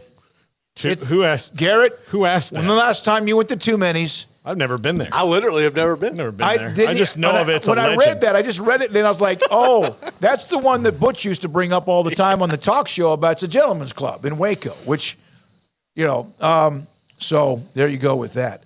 So there's the Art Briles story. Like everybody's in the background just cracking up. I was always told a place, it's not a place you can unsee and they'll live in your nightmares. Forever. It may change your mind on what you like. It'll certainly solidify what you don't. Yes, exactly. Exactly right. Wet blanket with a laughing face. I don't think it's at us, but maybe somebody else. Hal Mummy's story about how he and Mike Leach came up with the air raid offense is a great story. They were at Iowa Wesleyan, I believe, if I'm correct. Am I right about that? When they kind of invented the mad offense that has driven people crazy ever since. All right, when we come back, he covers the ACC from the Richmond Times-Dispatch, David Teal on 365 Sports. I had somebody today at the gym walk up to me. He was asking somebody else who was at the gym about testosterone. And then there was another guy who was kind of a musclehead who was kind of acting like he wanted something more than that. I said, you're talking to the wrong guy. I think he might have been asking about maybe steroids, like the real bad ones. So the other guy goes, so tell me about Dr. Petty. Another member had said I would know, and I do. Dr. Kent Petty, pettycliniclowt.com. He is the one that can help you maybe find your groove back, so to speak, your energy. If you're lethargic, if your sex drive is not the same, if you're not sleeping well, whatever it might be, it could be as you get older, 1 out of about 3 or 4 men have symptomatic issues of low testosterone. Dr. Petty can set you up to get your blood work. It's simple. You go there, they have a sheet already when you walk in the door, when you register, and then they bring you back, they draw your blood, and 2-3 days later, you'll hear from the staff at Petty Clinic, and they'll have your results. If your testosterone level is too low, they have a program to help increase it, so you can become the high-performance man you want to be, need to be, used to be at pettycliniclowt.com. Cars priced right, day and night. Average your car in Texas. Trucks built for you, red, white, and blue. Average your car in Texas. Cars that zoom with lots of room. Average your car in Texas. Count on us, a dealer to trust. Average your car in Waco, Texas. Established in 2007 and independently owned, Alliance Bank Central Texas is committed to helping families and businesses meet their financial goals. From their tellers to their board of directors, they know the importance of superior service and competitive products. Customers have confidence knowing that their financial needs are in good hands. It's your bank, Alliance Bank Central Texas, with 2 Waco locations, 4721 Bosque Boulevard and 191 Archway Drive on Highway 84, and at AllianceBankTexas.com. Member FDIC and equal housing lender.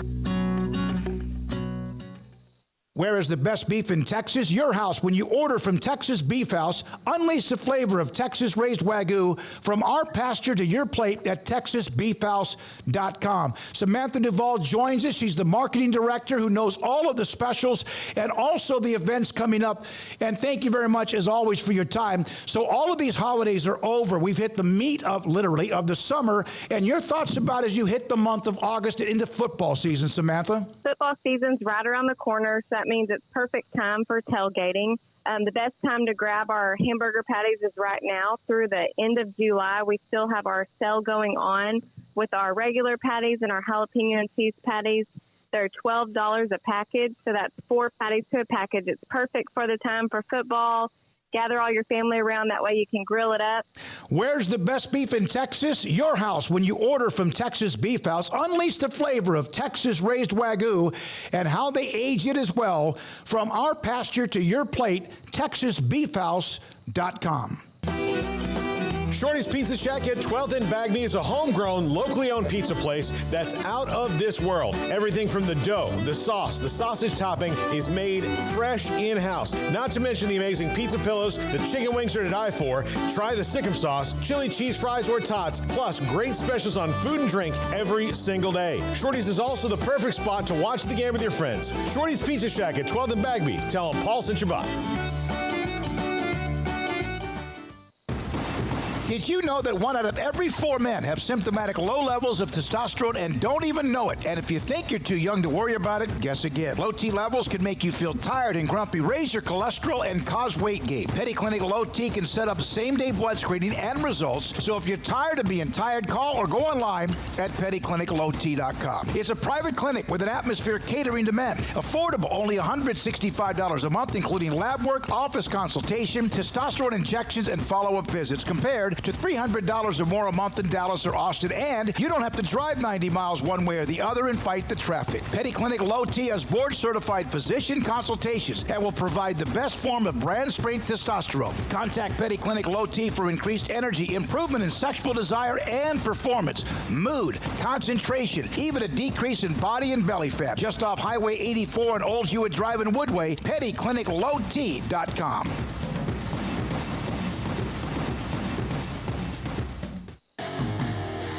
This is 365 Sports, powered by Sikkim365.com. The 4 o'clock hour is sponsored by Boozer's Jewelers, the wedding ring store, specializing in custom jewelry and repair, all in-house. Now here's David Smoak, Paul Catalina, and Craig Smoak. Craig Smoak is now at Baylor football practice, back here in the next few minutes. We're now joined, Paul Catalina, I'm David Smoak, David Teal. We've had David on a handful of times, the Richmond Times-Dispatch. David, where is, if you would say, the Cal-Stanford meter when it comes to the ACC? If it was a little higher earlier in the week, if at all, is it a much lower or flattened out? I wouldn't say it's flattened out, David. As one athletic director said to me recently, at the beginning of the week, I would have told you no way. Now I would tell you strong maybe. What would have changed between now and then? Is this really just come down to money? Oh, everything in college athletics these days, at least at the FBS level, comes down to money, without question. But I think there's some negotiating going on. I also believe there's some lobbying going on among ACC presidents, some of whom clearly are in favor of this, others opposed, and I am almost certain that those in favor are on the phone with those who are opposed saying, hey, let's try to figure out a compromise here and get this done. Yeah, it's almost like in Congress, the blue states and the red states, and who's trying to cross the aisle to get something passed. So if you were to say, if I mention Florida State, if I mention Clemson, and if I mention Miami, would those three be a rock-solid no? I can't say for sure about Miami. My suspicion would be that Florida State and Clemson would oppose this move. So for a couple of different reasons. I don't think this moves the needle enough financially to suit them because there's just too many unknowns, especially in regards to the ACC's future success initiative, which is an uneven revenue distribution. How much will Clemson and Florida State benefit from that? That formula is TBA. So I think there's just too many unknowns for the Tigers and Seminoles to be all on board with Cal and Stanford. On that front of Florida State and Clemson, does anybody get any kind of glimpse of what, especially Florida State's plan would be in all this? Do they just want to, like pull the finger out of the dam and hope that it leaks enough to flood? Because contracts are cut. Like it just seems like now it's a lot of noise, and that they hope they maybe fall into a legal strategy. Maybe they will. As Sportico reported last week that Florida State has engaged with a private equity firm to look at some athletic department financing that way, perhaps with an eye toward buying its way out of the grant of rights. That's a lot of money, guys. If Florida State were held to the letter of that contract and tried to leave the ACC in the present time, you're looking at well north of $500 million. Are they now the team that everybody, or maybe the rest of the schools, other than maybe Clemson or Miami or North Carolina, whoever's on this one block of no, or we want unequal revenue sharing, or we're better? Are they now like the guy that walks in the room and everybody doesn't like him? Oh, absolutely. that was the case at the spring meetings back in May when Florida State, leaked word of the Seminoles and 6 other schools kind of looking around with their lawyers at the grant of rights and what are our options here. And there were some very loud conversations there.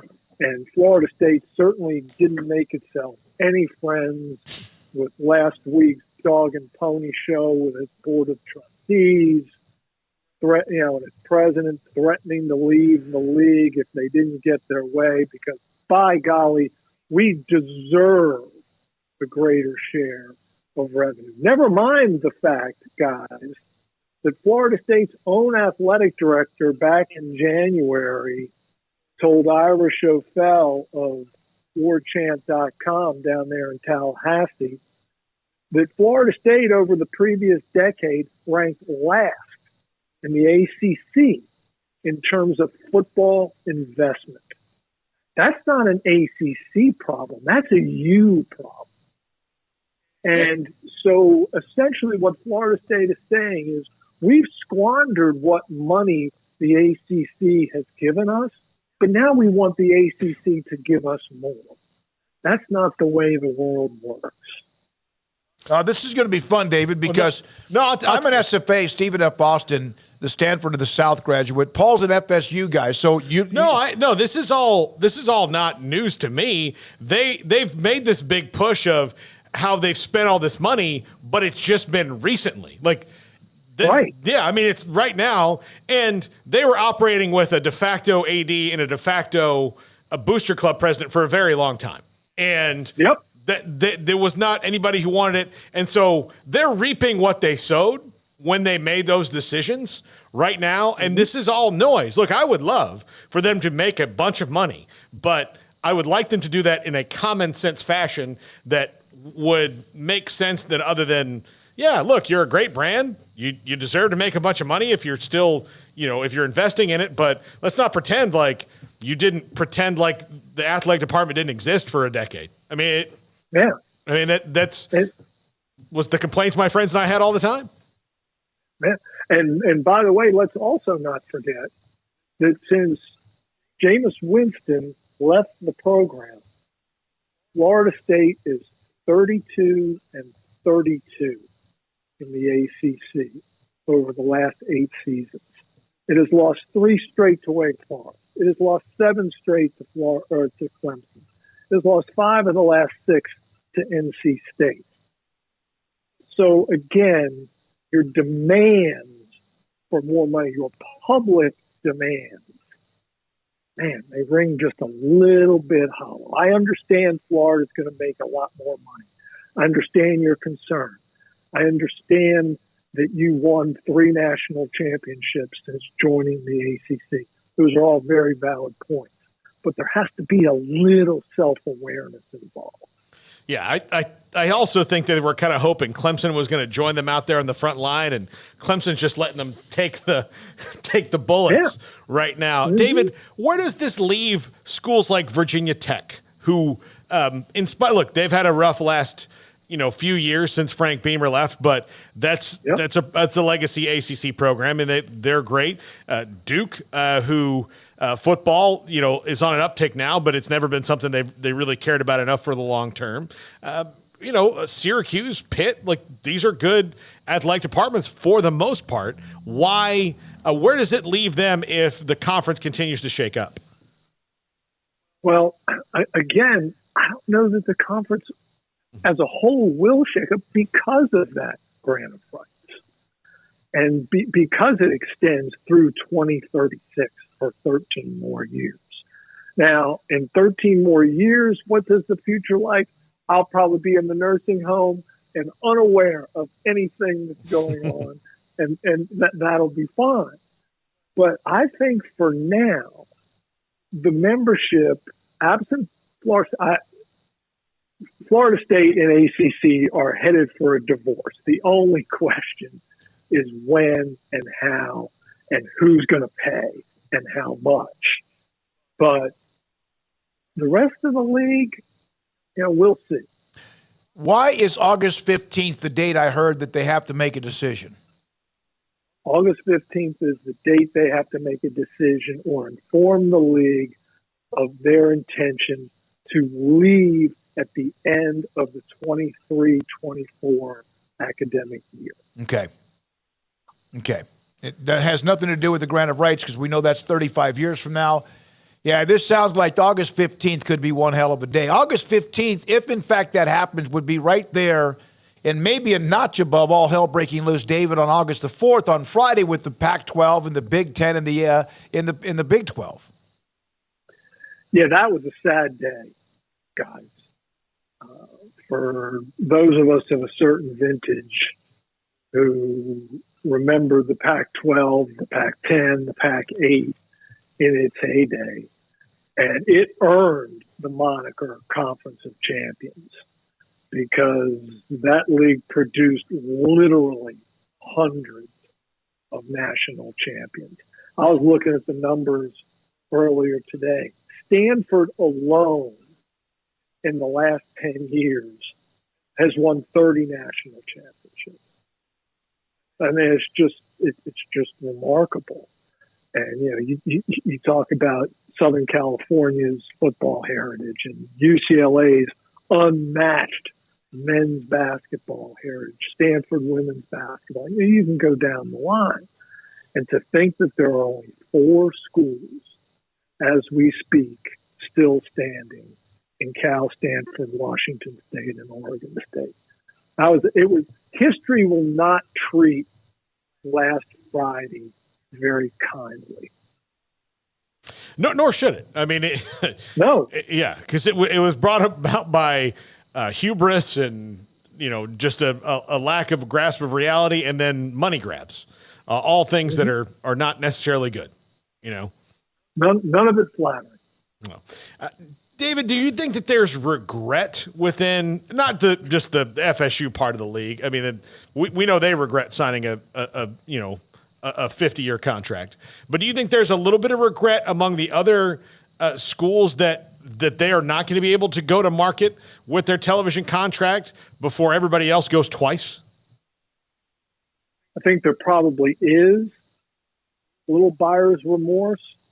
But, guys, there was an awful lot of enthusiasm for that deal, for that 20-year deal back in 2016, because it guaranteed them the ACC network. And let's also remember that when the SEC and ESPN got together and created the SEC network, that, too, was an original 20-year contract. So it's not like the ESPN took advantage of the ACC and demanded something that was unprecedented. No, this is exactly what the network did with the Southeastern Conference. And without that grant of rights, might the league have already splintered? Perhaps. But let's also remember or ask the question, where would these schools go?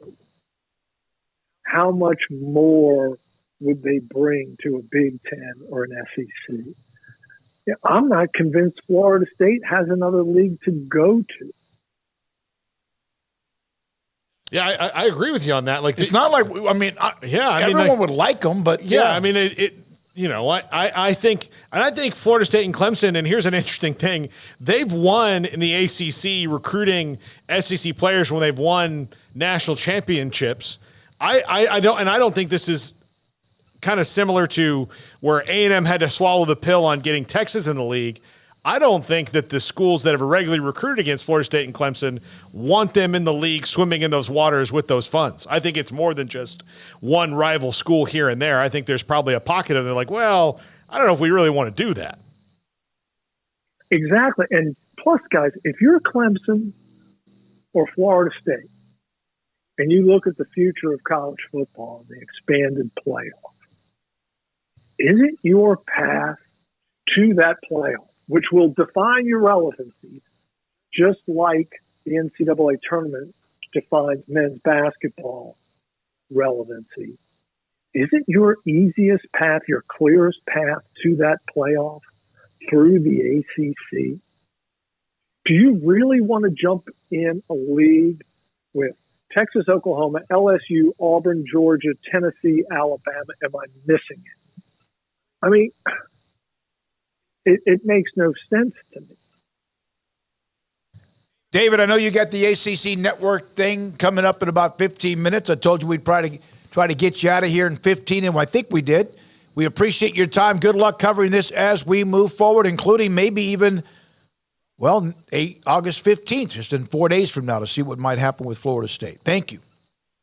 Thank you, guys. Let's just hope nothing tonight or over the weekend so we can all relax. Yeah, that'd be nice. Absolutely. I said that for 13 months after USC and UCLA left the Pac-12, and it literally took 13 months or so, 14 months to get that done. All right, it is 4:44. Craig is at Baylor football practice. Emory's here today, and he's here because he is, one, just he's a good human being, and number two, he's putting together all of what we have tonight at 10:30 on the CW with 365 Sports Tonight presented by Rooftop Innovations. Garrett is here, skipped away yesterday. Meet the teacher night. That was always fun. How'd that go? You know what? It honestly was probably the best one he's had. I was a little nervous, but we started the day off talking with him in the morning. You know, we're going to do this, meet the teacher. Dad's going to go to work, come back and get you. He kind of processed it, but he went in and he owned the building, so it worked well. That's good. I remember those. There's such a cool, that first day or two of school. Everything is like a new stadium smell. Everything's so clean. The walls aren't marked on. Exactly. I always went to small Catholic schools. And my mom taught at both of them when I was Parker's age. Yeah. So I already knew all the teachers. So meet the teacher night was kind of boring, other than you got to see your cubby hole. Where can I put? That's cool. All right, I'm in the 5th grade now. Awesome. The next thing I'll be shaving and driving. Those things. Why did you grab the back of your body when you said I'll be shaving? I had an itch right here. Okay, all right. You're making me nervous about where you're shaving. No, that's. Look, I'm Italian. I'd have to, it'd be a weed eater. It's an old, a whole thing commitment. When you are Italian, you do have to make the decision of how long do I have to let this go before I deal with other places that aren't my face. You mean that you're like gorilla? Yeah, I mean I'm a Wookiee. I'm totally all right. The shortest, squattiest Wookiee. Wookiee. Never have asked. My God. Oh God, why did I ask that? Garrett Ross, Emory Winter, Craig will be back in a moment. I'm David Smoak with Paul Catalina. This is 365 Sports. With so many companies and policies out there, it gets so confusing shopping for insurance, and I never know if I'm getting the policy that's right for me. Luckily, I met the team at the Niche Group Insurance Agency. With the Niche Group, you can go to one company and get access to coverage options from many insurance carriers, and you get to speak to a real person about your specific coverage needs. With the Niche Group, I know I'm getting the right coverage at the right price. If you need insurance, talk to the experts at the Niche Group at 1-800-258-8302. How did Edward Jones become one of the biggest financial service companies in the world? By not acting that way. Financial strategies, one-on-one advice, it's a big difference. And that's why Brad Wilson, your Edward Jones financial advisor, makes sense of investing. Experience the difference for yourself. Brad Wilson, 250 Sharon Drive in Woodway, 254-776-4337. Edward Jones, member SIPC. There are 26 letters in the alphabet, over 600,000 words in the dictionary, and just 3 of them said together can change everything. Let's order pizza. Those 3 words lead to dough made from scratch and 3 fresh signature cheeses that blanket golden crust in a heavenly melt on Marco's Pizza that'll blow your mind. So visit marcos.com to order and stop by Marco's Pizza in Belmead, China Spring, Woodway, and in Robinson. Marco's. Pizza lovers get it.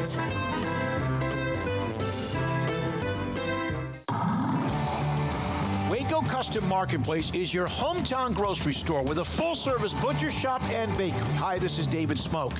The Butcher Shop can take your customized orders for seafood, pork, and poultry and custom cut your favorite steaks from bacon wrap fillets to T-bone to bone-in ribeyes. Cut specifically the way you want. They have Norwegian salmon fillets, catfish fillets, sliced ham or turkey and lunch meat, variety of cheese available, and several options of sausage links. Fresh chicken breast or whole chickens, sliced bacon, pork chops, ground beef, marinated beef, and chicken fajitas, and always large briskets available, plus fresh vegetables. So the great product, customer service, and family tradition of the Bauer family continues at Waco Custom Marketplace, open Monday through Saturday. A full-service butcher shop and bakery available. Waco Custom Marketplace, 425 Lake Air Drive in Waco, or WacoCustomMarketplace.com. Automatic Chef Canteen is a full-service micro-market vending and office coffee provider with state-of-the-art vending equipment, a wide variety of products, and offering custom-fitted micro-market vending office coffee solutions for your employee break room. You want a full break room solution and a workplace oasis? Well, Automatic Chef Canteen, locally owned and operated for over 50 years in Central Texas, also includes in-house mechanics on call 24/7 for fast, reliable service and maintenance. Automatic Chef Canteen, 6900 Imperial Drive in Waco, or online at automaticchefcanteen.com. Don's Humidor, your home with a 48-foot walk-in humidor with the elite cigar brands from around the world, including the #1 cigar of the year, Aging Room Cuatro Nicaragua. Plus, they have the great brands like Macanudo and Artur Fuente, Rocky Patel, Aston, and so much more. CBD, great for sore muscles, aches and pains, sleep, Vita Dreams, and anxiety, mild depression, general health and wellness. Their staff very knowledgeable on the subject. If anyone is curious about CBD, ask Carol and Ashley. Don's Humidor in the Townwest Shopping Center off Valley Mills in Waco. This is 365 Sports. Text us at 254-339-1122. The text line is sponsored by Riverbend Liquor and Wine, with the most extensive variety of craft beer in Waco. A hidden gem on Lakeshore Drive and 19th Street. For some reason, the chat, you remember I had the problem the other day, it was like two right in front of me. We moved it. I figured it out. Yeah, you figured it out. It now looks like I can only see 4 or 5 chats. It needs to be taller. But David Calvin was discussing how Stanford and Cal should have value because they're in the 6th largest, or a part of the 6th largest media market in the country. And David, Houston's in a massive TV market. We like the Cougars. SMU and TCU are in Dallas and Fort Worth. It's good to know that they're a part of what they do. But they don't bring those. They don't carry those towns. Tulane doesn't carry New Orleans, although there's a lot of interest because of how good they were last year. And there's other particular towns and cities. We've said that before. I'm suggesting they get views in San Francisco. And since that's the number 6 media market, that is worth considering adding to the conference. I don't know the exact viewer. They don't get enough because otherwise Fox and them would do something about it. Yeah, because you don't know, but guess who does know? They do. They do. Yeah. They know exactly how much they get. And that media market for college football, there was a great, at the beginning of all this, about which markets watch the most college football per actual human being. Like, here's Birmingham, right? Yeah, Birmingham, Alabama watches more college football than anybody. Austin, Texas watches a ton of college football. And, so if you're trying to sell networks on where you're going to get your bang for your buck more, it's starting to move away from the major markets a little bit. Mm-hmm. And, or the big ones. Now, LA is a different thing. Everybody wants LA. But San Francisco has proven to be a little bit of an outlier in all this, all across the board, in that they just don't get good numbers. And Stanford and Cal in particular don't. And one of the things the numbers could be telling them, and this is just me speculating, is that, okay, if USC does better numbers in San Francisco than Stanford does, then you really only need to worry about USC, right? So Stanford's not doing good numbers in its own city, and Cal's not doing good numbers in its own city, and they're not drawing people into their stadium in their own city, then they've got a bigger problem than than just like that can't just solve. Well, it's a big city. Eventually, it'll turn back around. Okay, you hope so, but yeah, I know, I know. So then, and David, we appreciate your opinion, and you don't have to agree with us. So just again, we're just telling you facts that no matter what, even though they're the 6th largest media market, San Francisco is a big city when it comes to college football eyeballs compared to many others.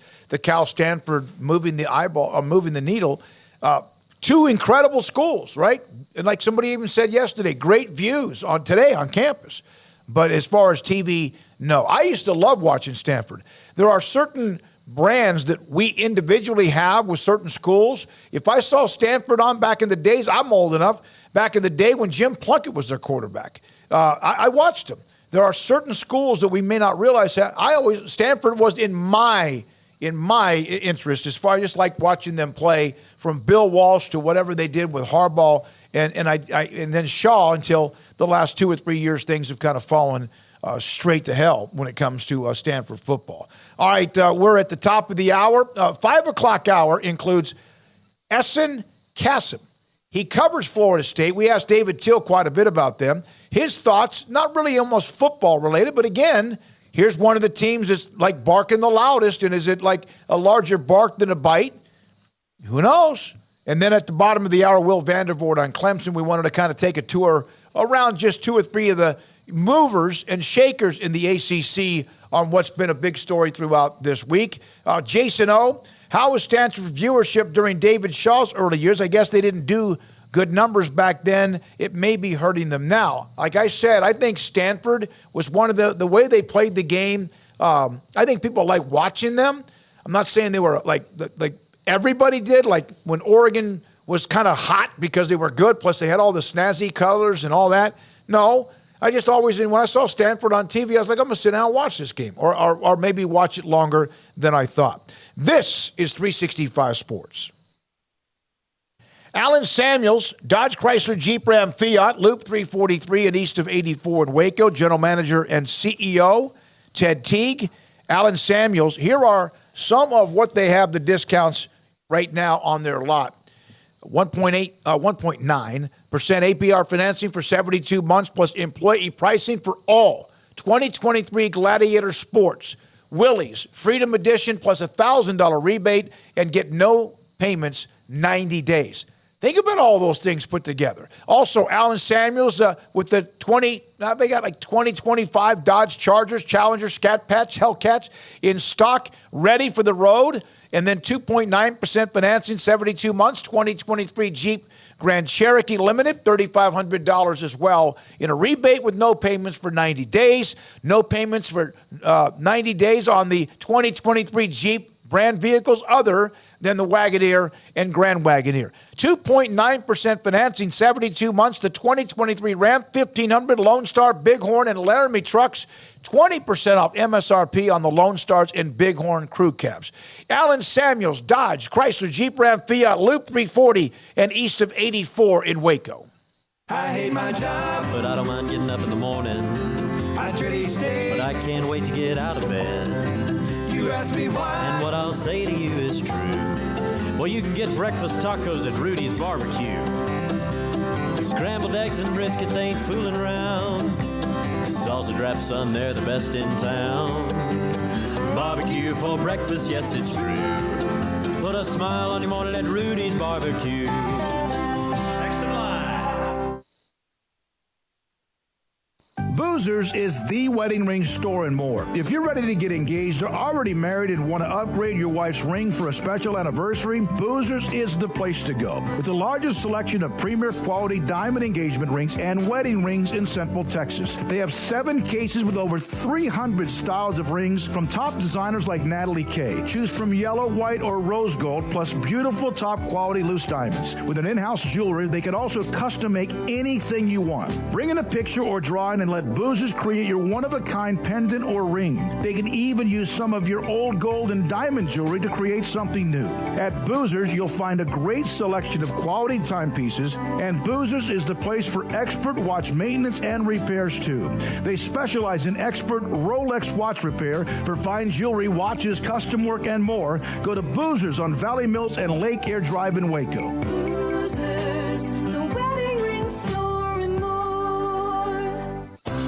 Ideal MRI, we feel blessed to be part of the Waco community. We're a small family business here in Central Texas. At times like this, the cost of healthcare has never been more important. And unfortunately, significant illnesses and injuries still occur. And that's why Ideal MRI is open and here to serve you through this difficult time. So if you need an MRI, ask your doctor about Ideal MRI. You can schedule online in minutes at idealmri.com or call 833-IDEAL-MRI.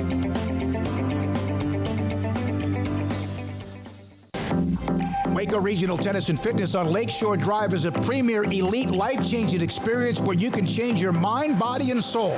Waco Regional Tennis and Fitness offers over 40 group exercise classes every week, including boot camp, indoor cycling, bars, silver sneakers, and more. If you haven't been to Waco Regional Tennis and Fitness lately, you're missing out on the improvements. New flooring in the weight room floor and locker rooms, new paint and mirrors added to the weight room and group exercise room, and many new machines have been added and arriving constantly on the weight room floor. New free weights, weight machines, TRX, rowing machines, stationary bikes, new treadmills, new ellipticals on the spacious weight room floor. Personal training with Christy London, Randall Corley, Alex Box, and welcome to Nathan Roach, where you will be encouraged and motivated to grow. A kids club included with your membership, plus sauna, whirlpool, and tanning bed. 16 tennis courts plus a beautiful stadium court, and longtime youth tennis pro Britt Coleman and assistant junior Kenna. Adult tennis lessons and clinics with Blake, and the commitment to pickleball with 8 courts and instructor Jody Thurman. Visit the website at wacotennis.com or visit us at Waco Regional Tennis and Fitness next to Hawaiian Falls on Lakeshore Drive in Waco.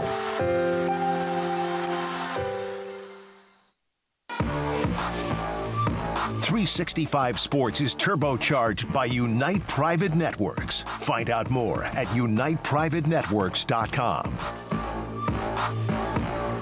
We have been involved, my goodness, it seemed like forever when it comes to realignment, from Texas OU, USC, UCLA to what happened last Friday, Colorado the week before, and now, of course, there's always some kind of a storm when it comes to what might happen next because of granted rights or because of unhappiness or because a conference in the Pac-12 is trying to survive. Essen Kassim joins us from the Tallahassee Democrat, covers Florida State. And yes, they're one of the highest ranked teams in the country going into the season. And so we wanted to get him on for that, but also because of all of what might be discussing when it comes to the ACC. Essen, thanks for your time with Paul, Catalina, David Smoak, and Craig Smoak. So August 15th is the day that Florida State has to pull the trigger, or what? And do you think they will? August 15th is the date. First of all, thanks for having me on. So August 15th is the day that Florida State has to let the ACC know that they're going to, if their intent is to leave the conference, and that would give them a 12-month window where they could exit, versus it could be a 22-month window into 2025 if they don't get out by August 15th. And as of right now, I do. Things can change. We've seen how fluid this stuff is. I would not bet on Florida State exiting the ACC before the 15th. Last week's that was a lot of noise that they made, and some of it probably has more rock solid validity in the numbers than others. Because they're trying to posture here. But what do you think is their realistic plan for this? How much of this private equity money do they have to get if that even comes to pass? Like, what's the plan here? I think the private equity money they're trying to get from either JP Morgan Chase, or they talk to, maybe open up the donors. I think that the exit fee for would be like around $120 million. It's been estimated. Then the grant of rights is the other one that is harder to figure out of what the total is going to look like, what that's going to be. So I think that's going to be the more interesting one. I think they will probably come up with the exit fee, $120 million if they had to. But I'm more interested to see how they raise the grant of rights, which I still have questions about how they get out of and how much would be owed. Essen, how quickly did this kind of take on full bore steam in your eyes? I mean, obviously realignment's been a thing now throughout college football history, but especially the past couple of years. But were you surprised at all by how aggressive Florida State has been, or has that kind of been the feel around Tallahassee was that this was coming? I think since Michael Alford took over as athletics director and vice president of FSU, he's kind of been aiming for more money. He's been talking since, I think, last February. He brought up the how FSU compared to, and has been talking since comparatively to the rest of the country when it comes to how much money they make, revenue. And then just he brought it up at a board meeting in February, pointing out that Florida State was not well positioned. Then going to spring ACC meetings, they made it pretty contentious by bringing it up again. And I think Florida State's goal is here to make it as uncomfortable as possible for everyone else to either force the ACC to come to the table and work with them in Clemson, or just be like, ACC's like, you know what, it's not worth Florida State's headaches they're putting up with. So it's kind of like a Damian Lillard situation of trying to force themselves out a little bit. All right, now, they are supposed to be really good, and we saw they turned the corner last year. If they were coming off 4-8, would they be barking? I think they would still try to be making a little bit of noise, but I don't think it'd be as much noise because what leverage do they have then? Your football team is not very good. You probably just have to fire a head coach, and you're probably paying that money as well, so you cannot afford to, take the risk that you're taking right now. Do you feel that they would, if they go over the wall, that they would have Clemson right behind them? I've been led to believe that Clemson is ready to go through as well. They're ready to get out of here. The ACC as well, to, get to a conference where they belong, or at least get what they deserve, what they feel they deserve in terms of money for what their football program brings in. We're talking to Essen Kassem. He joins us, and he covers Florida State. And, of course, there's been a lot of smoke around the ACC. If Florida State had a vote, and they do have a vote, on California, Stanford, is it pretty much 100%, on SMU, or even California, Stanford, what's their vote going to be? No? I feel, for everything, once again, from what I've heard, I cannot say definitively, but I think it's a no, mostly because they don't think those programs bring in more revenue per se. And it would be splitting the pot more ways instead of just trying to get themselves more money.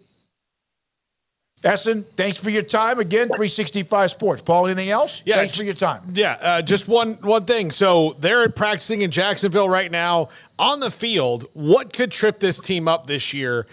Would it just be that they have not taken that step where they can go toe-to-toe with the good teams? Because they lost. The three in the row they lost were, Clemson, NC State, and Wake Forest, or Wake Forest, Clemson, NC State, in that order last year.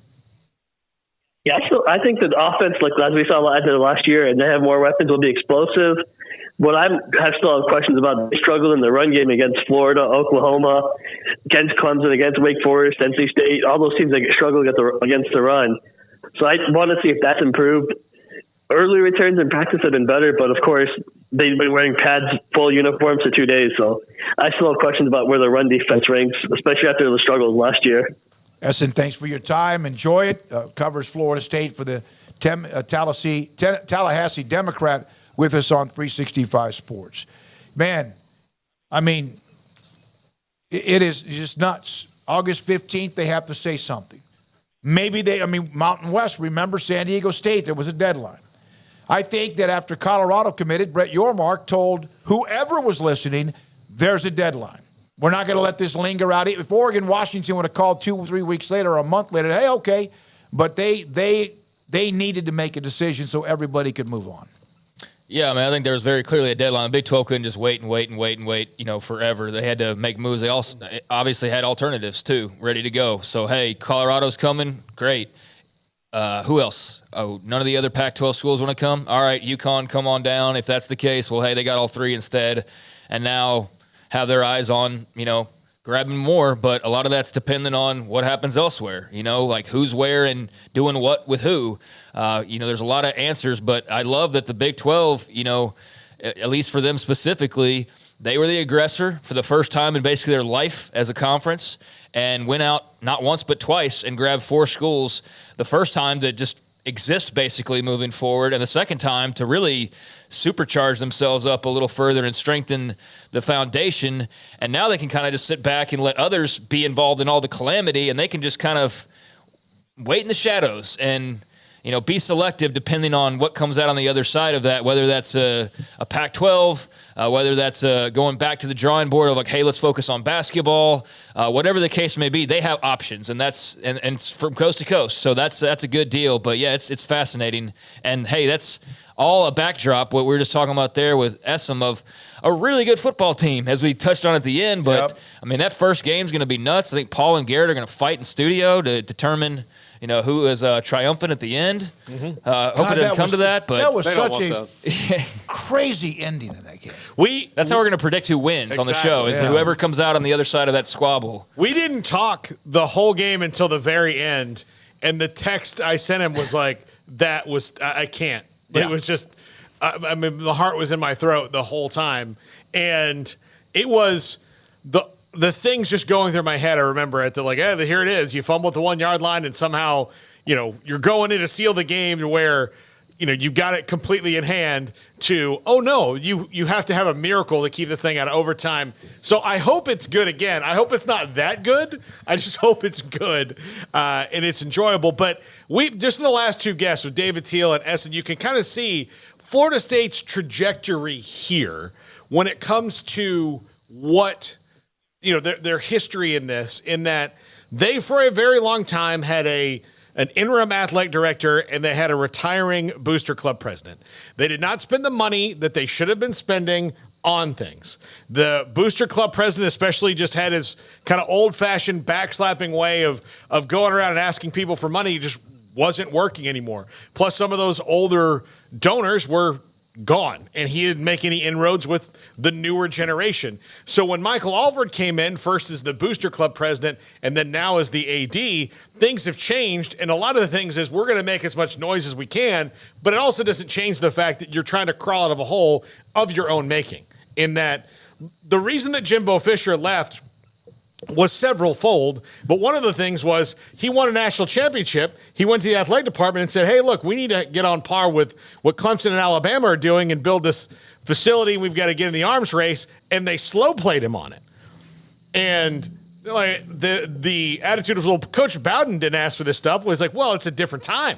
And so that's what kind of led to the fracture between the athletic department and Jimbo Fisher, and they're still trying to crawl out of it. And now here they are looking at the SEC just signed this new TV deal, and not to mention the Big Ten. I mean, that's a thing that they'll worry about. But for them and their immediate, okay, who are the schools that we recruit against outside this conference? It's Florida and Alabama and Auburn and Georgia right here a couple hours away. They're getting twice as much money, and we have to find a way out of it, but their only answer right now is yelling.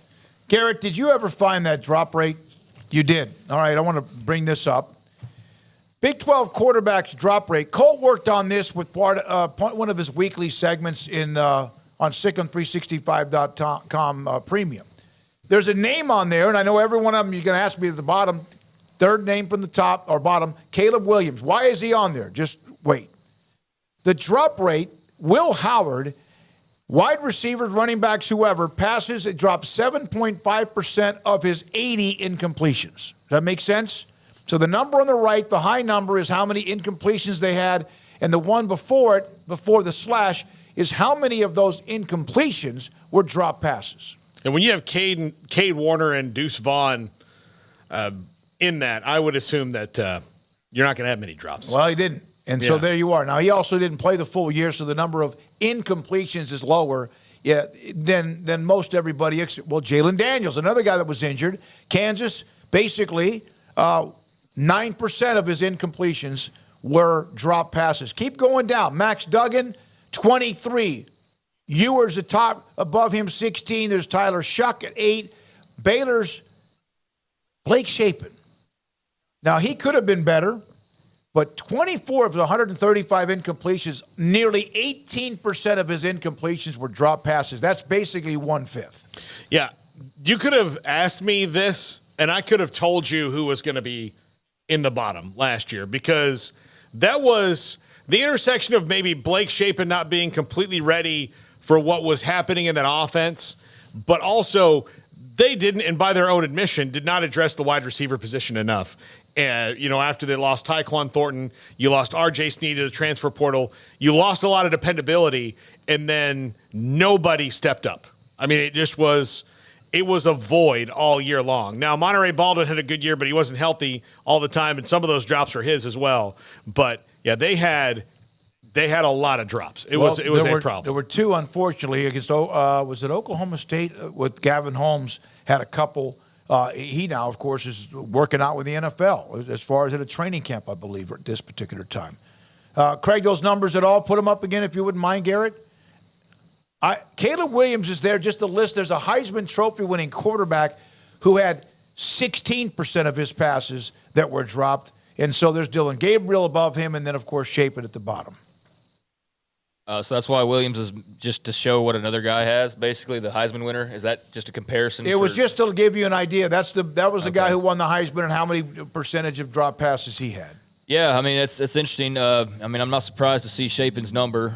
They were not very good throwing the ball last year at all, and there was a lot of missed opportunities, whether it be it his fault or the fault of his receivers, which, based on this, was nearly 1 in 5 times it was the fault of a wide receiver when the ball went in the air and wasn't completed. So, yeah, that's not going to bode very well for your offense and scoring points and all those types of things, but I mean, not anything. I mean, there's just such small sample sizes at the top. I mean, that's half of what everybody else had for the top 3 guys. So, average it out. Will Howard would have been more like 12 of 160. So still pretty good. Daniels would have been 14 of, 150 or so. So, I don't know. I'm not going to pretend to start doing math in my head, but okay. And then Shuck obviously would have thrown a lot more passes than the 71 if he had played the full year. So there definitely would have been, double digits easily there. So, yeah, I mean, it's cool to look at.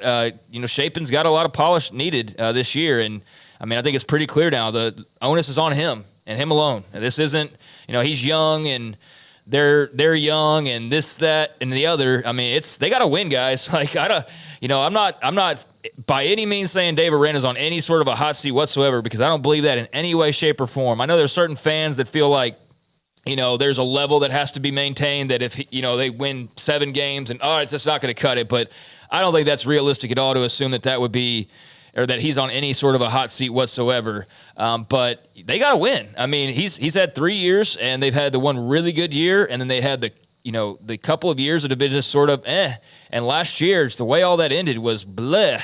So many questions. Fascinated to see what they look like when they get out on the field, because there's not enough star power that you just automatically put them at the top of the league with the others and say, like, hey, they got this guy and that guy and this guy. I don't think most people even know who's on the team right now, because there's not, other than Richard Reese. He's like the only guy that anybody could probably name, asking an average Big 12 fan. So I'm super intrigued by what this team ends up looking like, and not at all surprised that Shapen wasn't the only fault of their passing game. The receivers were young, but they got to grow up now. They just have to. Garrett, do you have the Florida Gators quarterback announcement has been made? Billy Napier, who earlier, I think even today, had mentioned that they know who their starting quarterback is. They'd rather not, tell anybody. And then later on, Edgar Thompson, who covers the Gators. Graham Mertz, transferred from Wisconsin, has become the starting quarterback for Florida, established himself in a pretty short amount of time. I don't think that it would have been good news if it wasn't Graham Mertz, because of the lack of experience behind him. And Wisconsin fans know that Graham Mertz was a little bit of an adventure when he was there, and Billy Napier's hoping that they can get the most out of Graham. So we'll see. But that is what he's going to have to climb out of. He's got a pretty good quarterback coming in DJ Lagway in 2024, but they've got to make it through this year first. I think it's going to be probably a little bit raw. I wouldn't be surprised to see them be better on both sides of the ball and more efficient under Billy Napier, but they're not to the talent level that they need to compete in the SEC East just yet.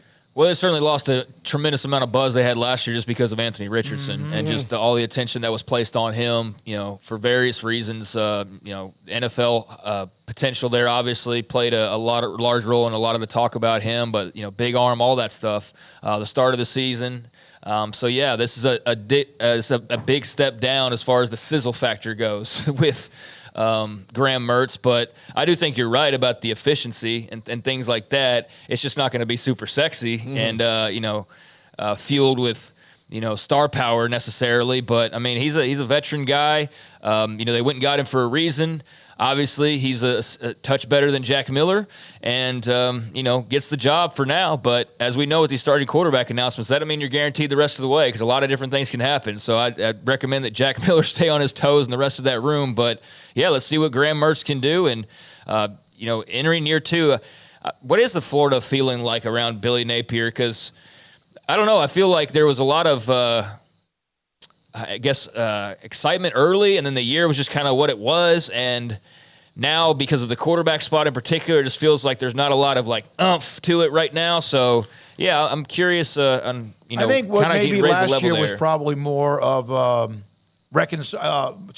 realism hit. Like this, okay, this is who we are, because this is a hot shot guy, and this is how much we need to get better because he's supposed to be pretty good. And I would think it's probably in a pretty good spot. They're under the radar.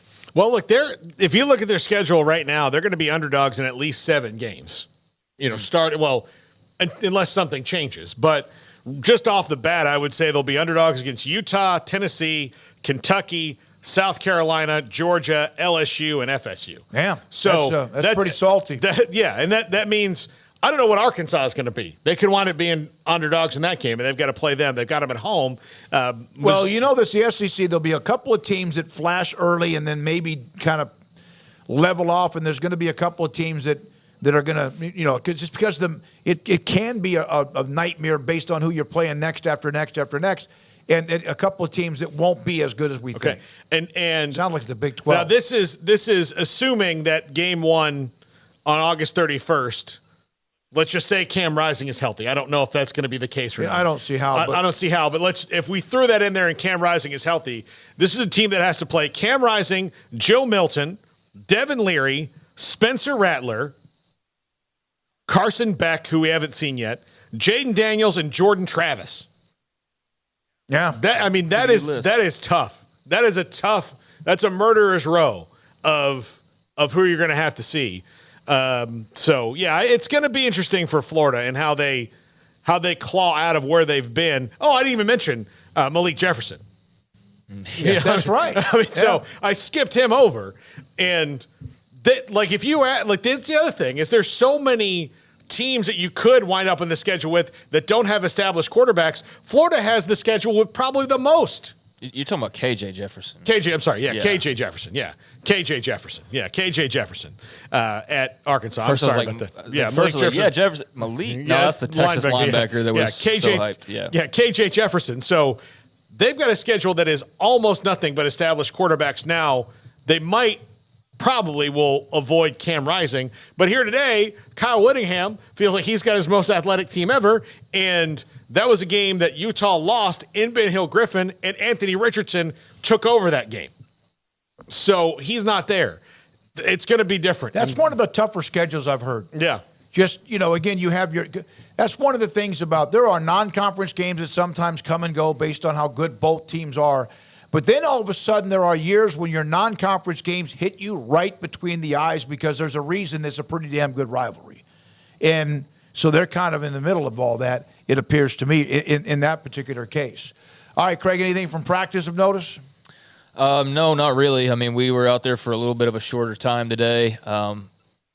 Running back room, still didn't see Bryson Washington, so I don't know if he's working his way through an injury, but do have a little bit of concern of just the size of that group when I look over there, and there's only 5 guys taking snaps, and we know how last year went, and they basically had to thrust a true freshman. Then basically they did. They thrust a true freshman into becoming the bell cow of the team, and he broke down along the way in so many ways. So, they've got options and they've got fresh legs. Dominic Richardson obviously was a big get for them in the transfer portal, and he'll take a bulk of the carries away from Reese. But just you look at them just being out there, and it's clearly the smallest group that they have. And when you're running the offense they run, I don't think that's good news.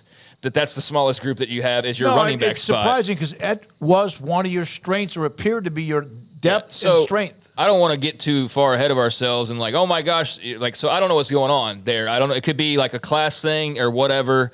But I asked and didn't get much of it. It was a non-answer really, because I don't know if who I asked really had the information. So I'll leave that where it is for right now. And I know it's been talked about on the site a little bit, and it doesn't seem to be a long-term concern. But it's noticeable when you watch that group of like, man, they've only got like 4 scholarship guys here, and they're going to be running the football a lot. And just, I've seen a lot of young guys who have obviously changed their bodies. That kind of becomes like almost hack to talk about, every year, because that's just a foregone conclusion most of the time. But, you see a lot of the guys young growing up and a lot of individual drills. So there wasn't a whole lot in terms of takeaways, but got a little up close look at the quarterback. Seems like Sawyer Robertson, got a nice little zip on the football. And it feels good to know that, Blake Shapen's got a guy that's challenging him, and that, Blake knows that they are in a situation where he's got to perform or they've got an option. And, I think that'll drive him and make him play, hopefully at a higher level. But yeah, just kind of in the thick of things and in the heat and just going about their business for the most part. Pat 40, thanks for the update, Craig. Pat 40 from SI.com with this story just now. Sources, the Stanford Cal ACC realignment bid has stalled 1 vote short. If that doesn't change, what are the options for the Bay Area schools? And that's what we were told, that they might not be able to get all the votes they need. If it's one from Pat 40, just put this out on his Twitter page at by Pat 40, FORDE. What do they need? 15? No, they needed 12, right? Yeah. So we know for a fact Florida State and Clemson were saying no. So it's just a matter of, was it Miami and North Carolina? It doesn't matter, but they appear to be 1 vote says in the short. story, Florida State, Clemson, North Carolina State. Okay, those NC were the State. 4. So somebody's caved, and now, 3 of them have caved, according to 40. And who that one outlier is, I don't know. Need to read the rest of the story since that just dropped, but he did mention, and it's been mentioned elsewhere. There was, though, you have to be careful, because looking around last night, I think every team under the sun was mentioned as a part of that 4 at one point or another based on what I was reading. It was hard to determine. Florida State was a constant, and then Clemson was a constant. But besides that, I saw every combination, I feel like, of almost every school for the other 2 spots of who was a no. And then finally, it's Florida State, Clemson, UNC, NC State are those 4. But yeah, now that's changed apparently. So very interesting. Like we were talking about earlier, there is cause and effect here. And what happens with this situation has a direct effect on what happens with the Big 12's moves and what happens with, the Pac and all that stuff. So it's an interesting story for all involved. So Notre Dame, according to Pat 40's story today, just now, Pittsburgh, Georgia Tech, Louisville, I just like saying their name, as among the most vocal advocating for the Cardinal and the Golden Bears to join the ACC. But if the 4 that voted no say there's no changing our mind, then there's no point to bring it up anymore for them. So you don't think a vote. You don't go to a vote. This case they needed to in case, but you don't go to a vote knowing you're going to lose. That's bad business. Okay, yeah. So you know what? I'm stupid. I was just reading that all wrong. I was thinking that he was saying it as that somebody had changed their minds and now they needed 1. But okay, they're 1 short of the 12. All right, I'm dumb. So they need one of the. Other than NC State, I think the other 3 teams were pretty obvious. Yeah, like I said, Florida State and Clemson for sure were mentioned in every combination that I've seen. But okay, now that I'm dumb and need to rewind this. They need one of those 4 to flip, and if they do, then it's on to expansion for the ACC and adding those schools. So one of FSU, they're not going to change. Clemson's not going to change. Clemson's not going to change. North Carolina State comes down to the. And I was told Miami was a dead no, but maybe I don't even know. Maybe they did a no vote, or maybe they did abstain from the vote. I didn't see their name in the story. Well, only needing 1's a lot better than needing 3 or 4 of them, because that seems like it would be nearly impossible to pull off. But with that North Carolina tie-in, you would seem like those 2 would be pretty stuck together. And I think that NC State need to be as closely aligned with UNC as possible, because UNC. Otherwise, they're talking Big 12, buddy. Yeah, which I don't think that would be a nice fit for them. I think there's a lot of Big 12 fans that are like, "Hey, Virginia Tech, come on down! Let's get Duke in basketball. Let's roll." Yeah, all of that, but.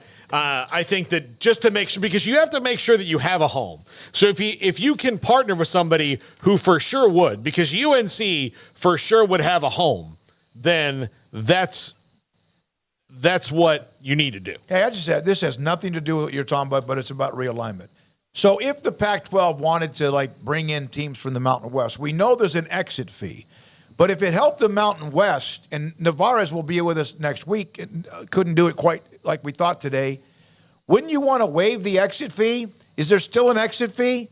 Well, and if that's the case, why wouldn't they then take the Pac-12 schools, change their name eventually, and then no one has to pay an exit fee? Although I brought that up. Pac-12 is a $50 million Comcast bill. Yeah, I brought that up earlier in the show, and I wonder if that's something they could do. But then the Mountain West would be it would have to be mutually beneficial. So I don't know, and they'd have to know with assurance that you're going to be an A5 conference, which I don't know if the other four would just go, oh, well, you have these teams now, you're still an A5. You did it. Charles Pyle, Super Chat, what about using the antitrust law to stop this NFL-style system the media wants? Well, I think that's where it's going to get really tricky is what direction is this all heading? And, there has been talk about, the grand plan that I've seen floating out there for a couple of years now when people discuss the super leagues is, eventually the top two get so big that they break off on their own, la-di-da-di-da-di, and then they just say, hey, we're making so much money, we are paying our players, and we are basically treating them as employees, right?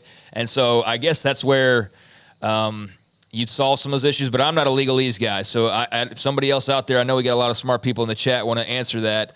But yeah, I think there's a lot of legal stuff that's in play here because of the fact that there is so much movement and all of it happening so quickly. And there are so many ramifications that aren't even being considered amongst those that are being considered that there's going to be lawyers. There will be lawyers involved for sure. One of the things the NCAA is trying to get Congress to do is give them the antitrust exemption.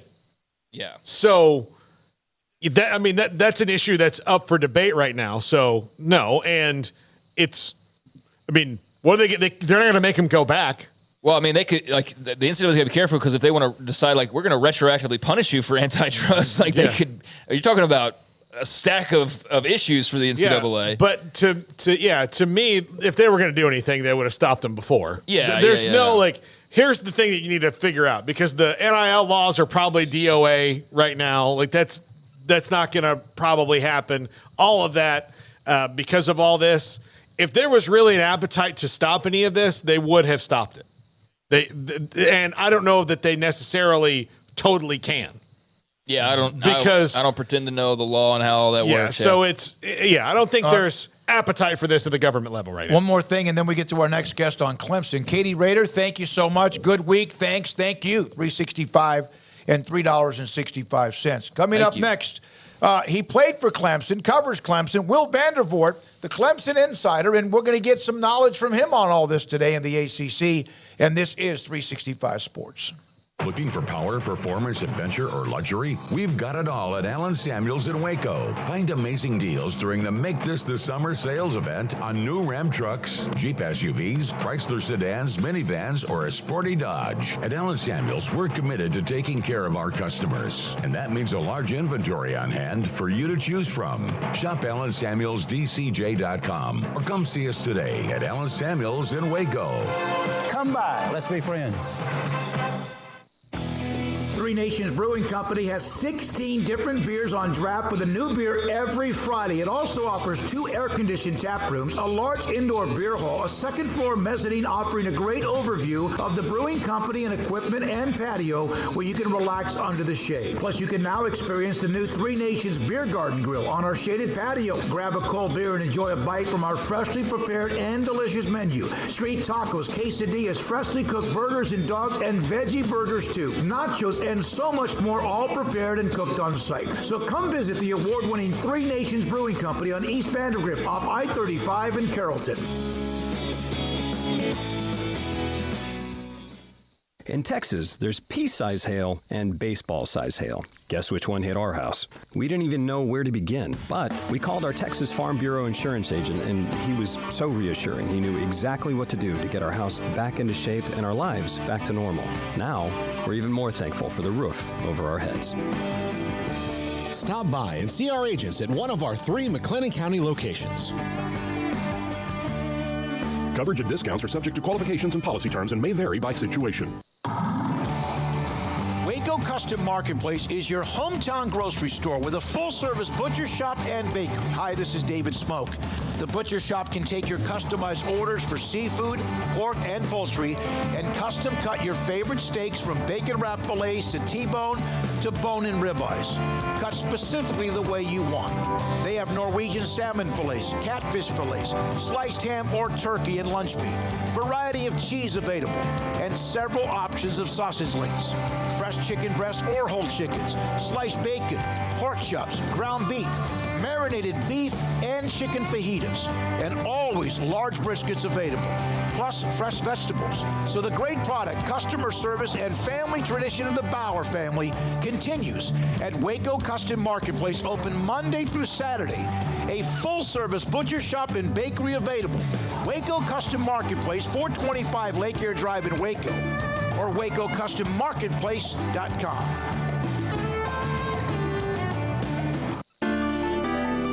It takes time to reach goals.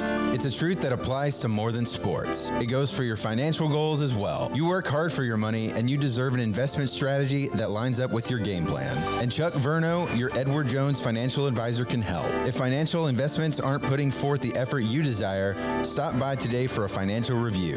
Chuck Verno, 720 North 64th Street in Waco, 254-732-1161. Edward Jones, member SIPC.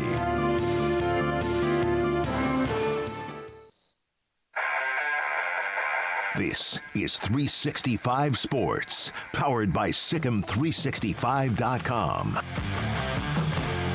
The 5 o'clock hour is sponsored by Edward Jones Investments with financial advisor Brad Wilson. Investing his time and experience back to you and your money during today's changing times. Edward Jones, making sense of investing. Now here's David Smoak, Paul Catalina, and Craig Smoak. Will Vandervoort covers Clemson, senior writer for Clemson Insider, and joins Paul, Craig, and David Smoak here on 365 Sports. And Will, we just read information, first thanks for your time, from Pat Forty, that apparently the ACC did have a vote on Cal Stanford and that they're one vote short. Is that something you're hearing as well, and does that surprise you or not?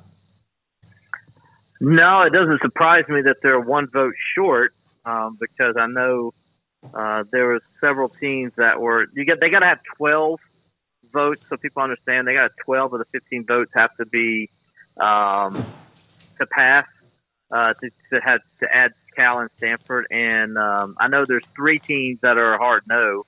So it sounds like I know at one point it was 4 teams, so they must have persuaded one of those teams to jump on or so, or 2 of them. But I'll be interested to know who the one left no is. I know at one point Clemson was a hard no, so a little surprised if it's Clemson that turns.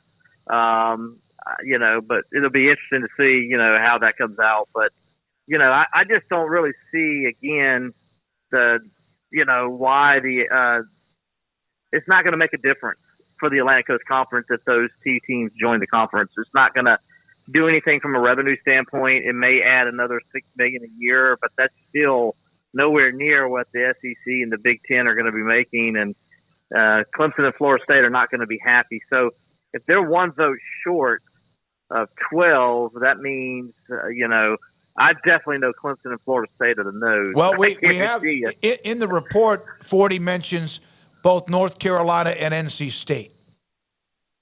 Are the no's? That's what he's reporting. That's no way. No, that's no way that's accurate. There's just no way. There's no way Florida State and Clemson are saying yes. No. There's all no 4 way. of them are no's. No. Clemson, FSU, all 4 of them are no's. Yeah. Okay, gotcha. Yeah, you were asking about who may have been the other no's, and I'm saying that on top of FSU, Clemson, it was NC State and North Carolina. Gotcha. I misunderstood you. My apologies. Yeah, because I knew Clemson and Florida State were solid no's earlier this week, and North Carolina I knew was a solid no. And then there were 3 teams that were sitting on the bubble, and NC State was one of those 3 teams, as was Virginia Tech and Virginia.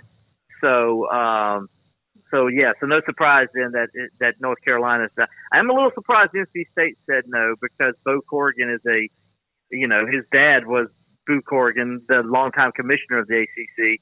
I'm sure he wants to see the ACC survive and thrive as much as he can. A little surprised to see him say no. But I get it, because it just doesn't do anything for the conference, those two teams coming to the ACC. So, Will, we know what Florida State's view on the long-term, ACC. They don't really care about the long-term health of that conference. They want out. How does Clemson feel about the ACC long-term?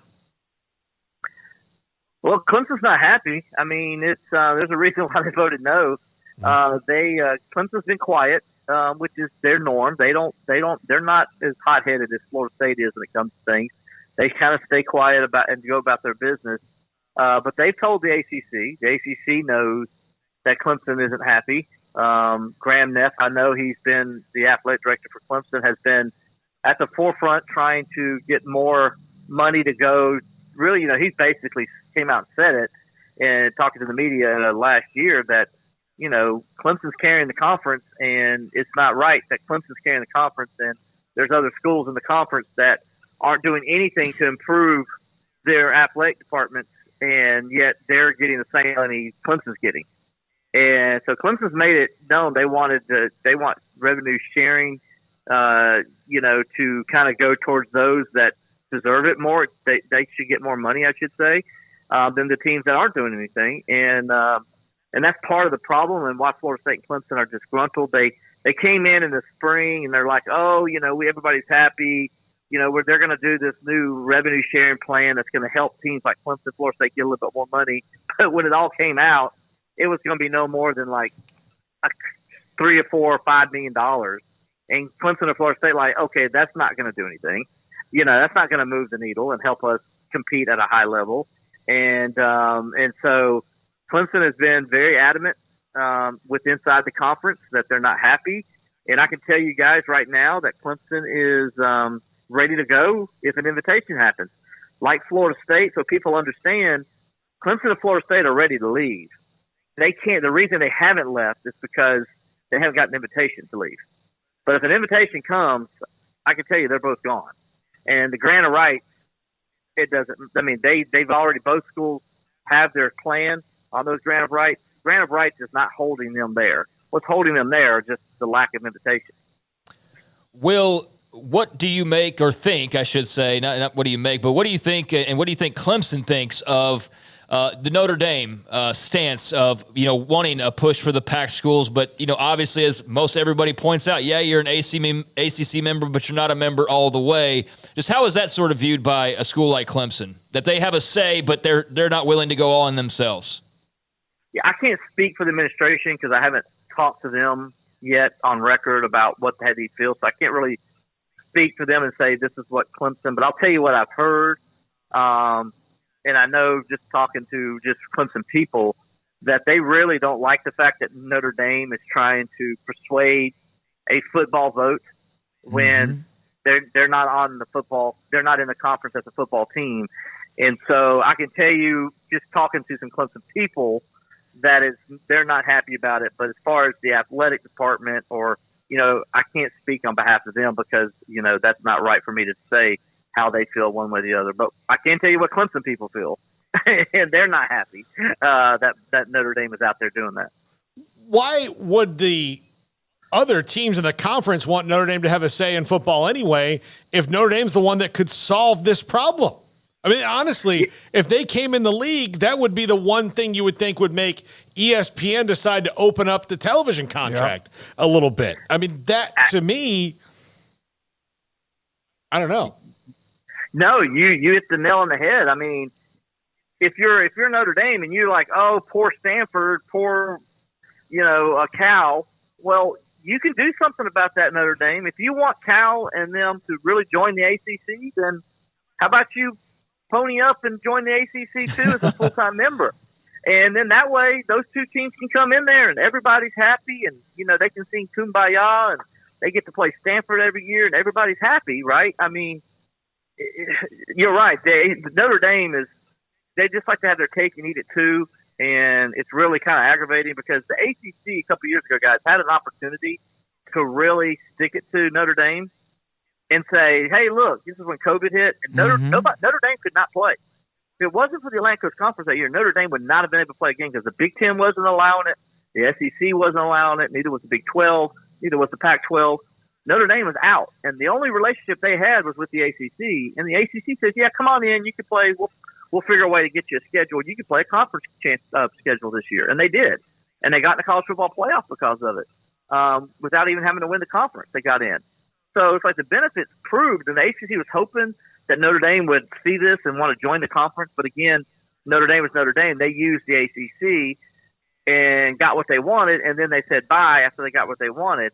You know, they're basically like that girlfriend that we all have that puts you in the friend zone, and you keep hanging on thinking she's going to one day give in and you're going to get to go out and everything's happy. Well, that's what the ACC thought was happening in 2020, and then as soon as COVID went away, they're like, "Okay, yeah, I'm done with you. I got what I needed out of this relationship. I'm moving on." And that's what they did. And the ACC could have told them no then, and that really would have put pressure on Notre Dame to say they got to join a conference. And so the ACC dropped the ball in 2020. They had their opportunity then, and they let it go by. Yep, and we've seen what's happened with even a couple of conferences when they let something go by and they look up and, we're in trouble. We got to go find a way to salvage ourselves. Dabo's not talking much about it. I would think he's so focused on football. If somebody brings up realignment, does he just kind of like deflect it? He did. Somebody asked him the other day about it, and he just kind of like, "Yeah, I'm not really worried about that or thinking about that. You know, whatever they decide, it is what it is. We'll play who we got to play kind of thing," is what he said. And so, yeah, he's been deflecting it. He's focused on getting this team ready for the college football playoff. Their goal is to make they want to, obviously, the players are talking about winning a national championship and all, as they should be. But Dabo who normally does not put out there that making the college football playoff is a goal or anything. He likes to say their last goal is to always win their last game, whether that be in a bowl game or a national championship game or whatever. And so, but he's made it clear he would love to be in the Final Four college football playoff, and just on the last year of it, because if Clemson is to make it, it would give Clemson 7 appearances in the 10 years that the college football playoff existed, which is pretty good. You know, you're hitting 70%.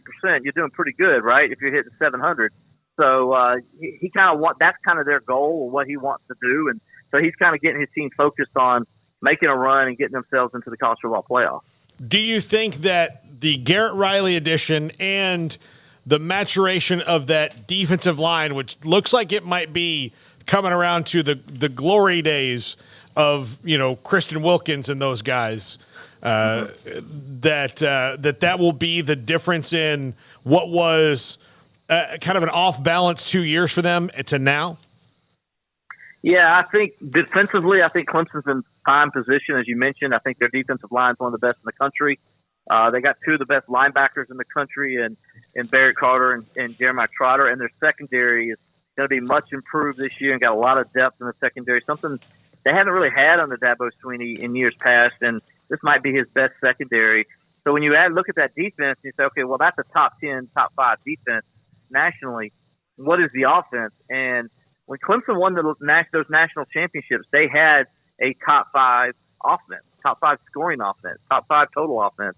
And so that was they complemented each other well. And so they feel like with the addition of Garrett Riley and what they already have in place at Clemson, they got Cade Klubnik, who Garrett Riley recruited to TCU and SMU. He wanted him to come with them there. And so they feel like they got the quarterback that fits that system.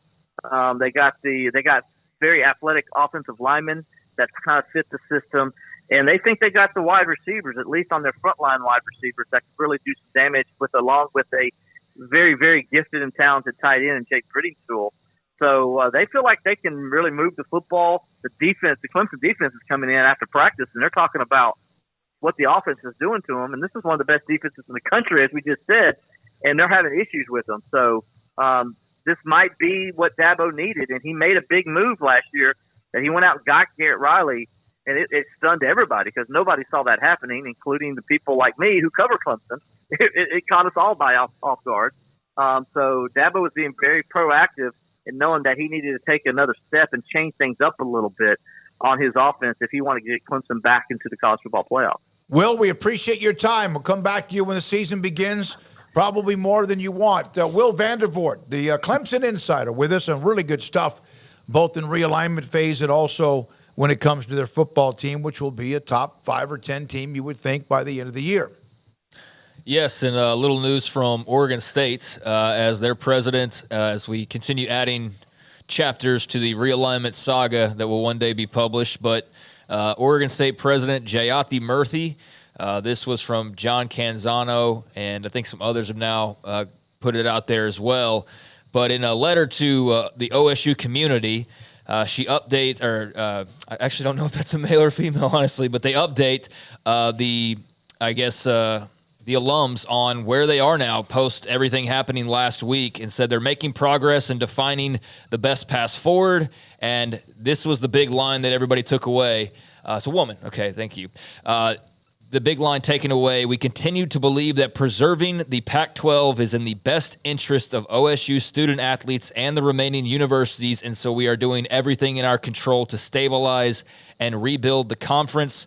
It mentions that Oregon State will play an important role in navigating the future of the Pac and realignment across the western United States, more broadly. Says they're ready for the challenge. It also kind of rallies the troops a bit in a couple of the, hey, we need everybody showing up to support the athletes and, showing up to games. And I know that's not going to do much in the way of, affecting anything immediately, but I'm sure it would make a lot of the student athletes who are, having trouble with this idea of the move going on and what could happen to them. Having support there, I'm sure, is great. But that's the line everybody's taking away is Oregon State making it known their intent is to keep the Pac-12 together. They put we'll take a very important role. There's only 4 of you.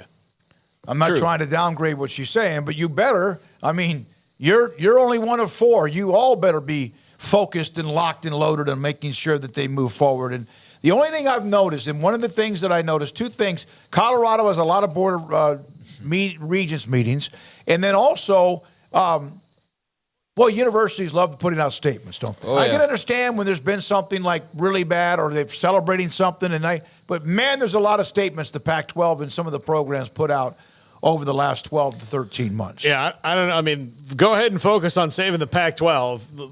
I would use that energy, to maybe make airline travel better. I mean, that might be easier. Yeah, because it's.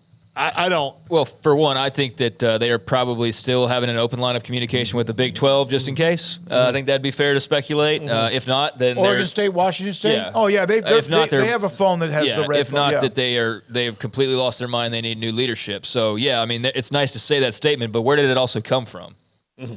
It came from one of the 2 schools that doesn't seem to have many options. Mm-hmm. So yeah, that come from Stanford, I think that would have been far more notable. Had that come from Cal, probably would have been a bit more notable because they do at least have potential elsewhere, whereas Oregon State's and Washington State's is pretty much dependent on those other 2, right? So, take that as you will, but just passing that along that Oregon State's president has spoken and let their intent know they want to stick the Pac-12 out and see it through. Oregon State's got a really good football team. Yeah, they got a damn good football team. They do. Yeah. Golly. They do. That's the thing. And there's other schools that have pretty good teams that are sometimes left out of the equation of what it might be the future.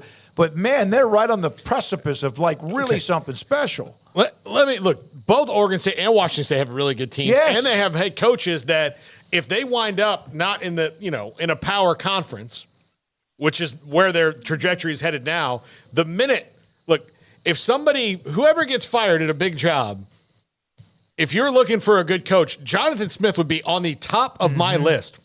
He's a really good coach that maybe a lot of people don't know about. He's an alum at Oregon State. Obviously, he's probably sitting in his dream job right now, but if his dream job is not going to be able to give him a raise commensurate with the rest of the industry in a couple of years, he's going to go take one that's better. And by the way, just being honest, even if the Pac-12 stayed together, if either one of those programs, and there's probably 90% of most programs, if they have success, you think there's a chance that somebody's going to rate them.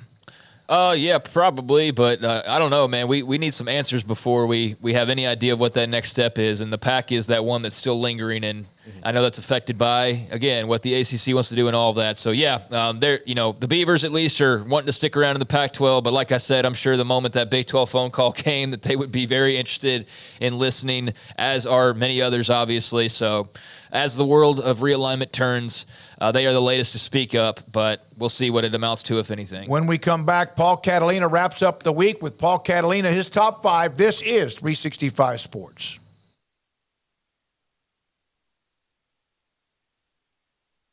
Richard Carr, Buick GMC Cadillac. They are the people that you can count on for great customer service, also for great deals on your vehicles, whether you're looking to buy new or pre-owned.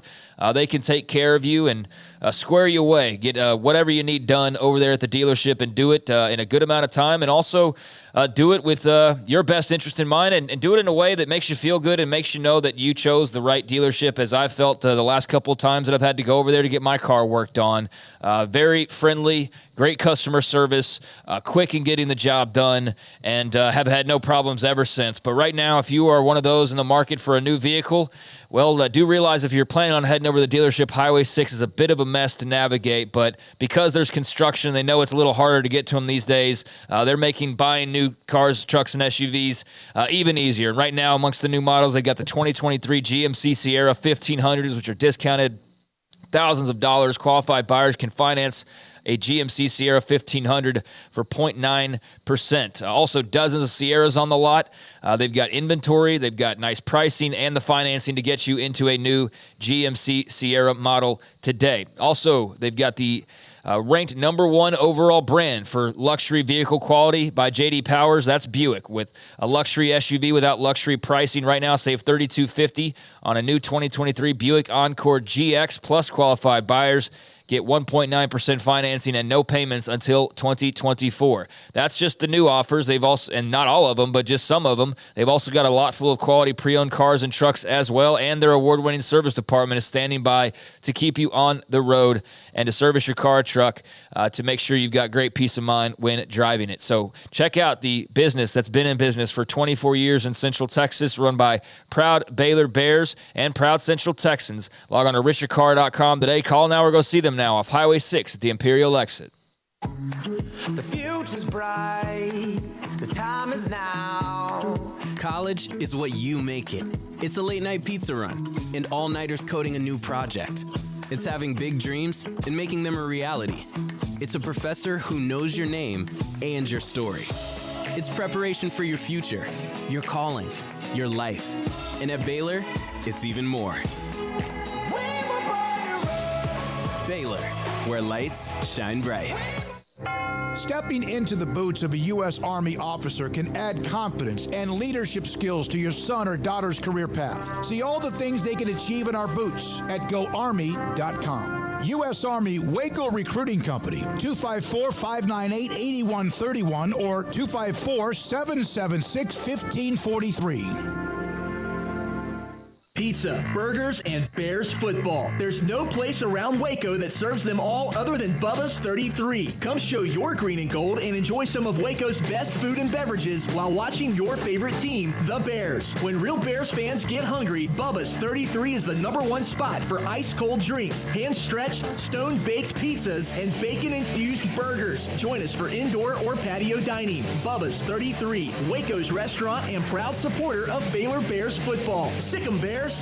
Where is the best beef in Texas? Your house. When you order from Texas Beef House, unleash the flavor of Texas-raised Wagyu from our pasture to your plate at TexasBeefHouse.com. Samantha Duvall joins us. She's the marketing director who knows all of the specials and also the events coming up.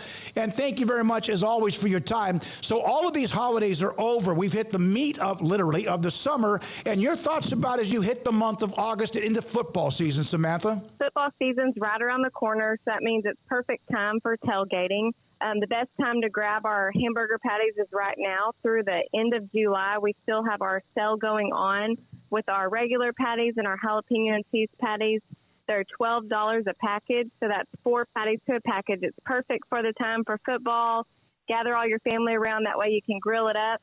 Where's the best beef in Texas? Your house. When you order from Texas Beef House, unleash the flavor of Texas-raised Wagyu and how they age it as well. From our pasture to your plate, TexasBeefHouse.com.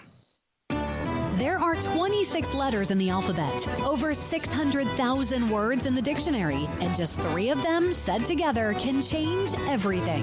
Let's order pizza. Those 3 words lead to dough made from scratch and 3 fresh signature cheeses that blanket golden crust in a heavenly melt on Marco's Pizza that'll blow your mind. So visit Marcos.com to order and stop by Marco's Pizza in Belmead, China Spring, Woodway, and in Robinson. Marco's. Pizza lovers get it.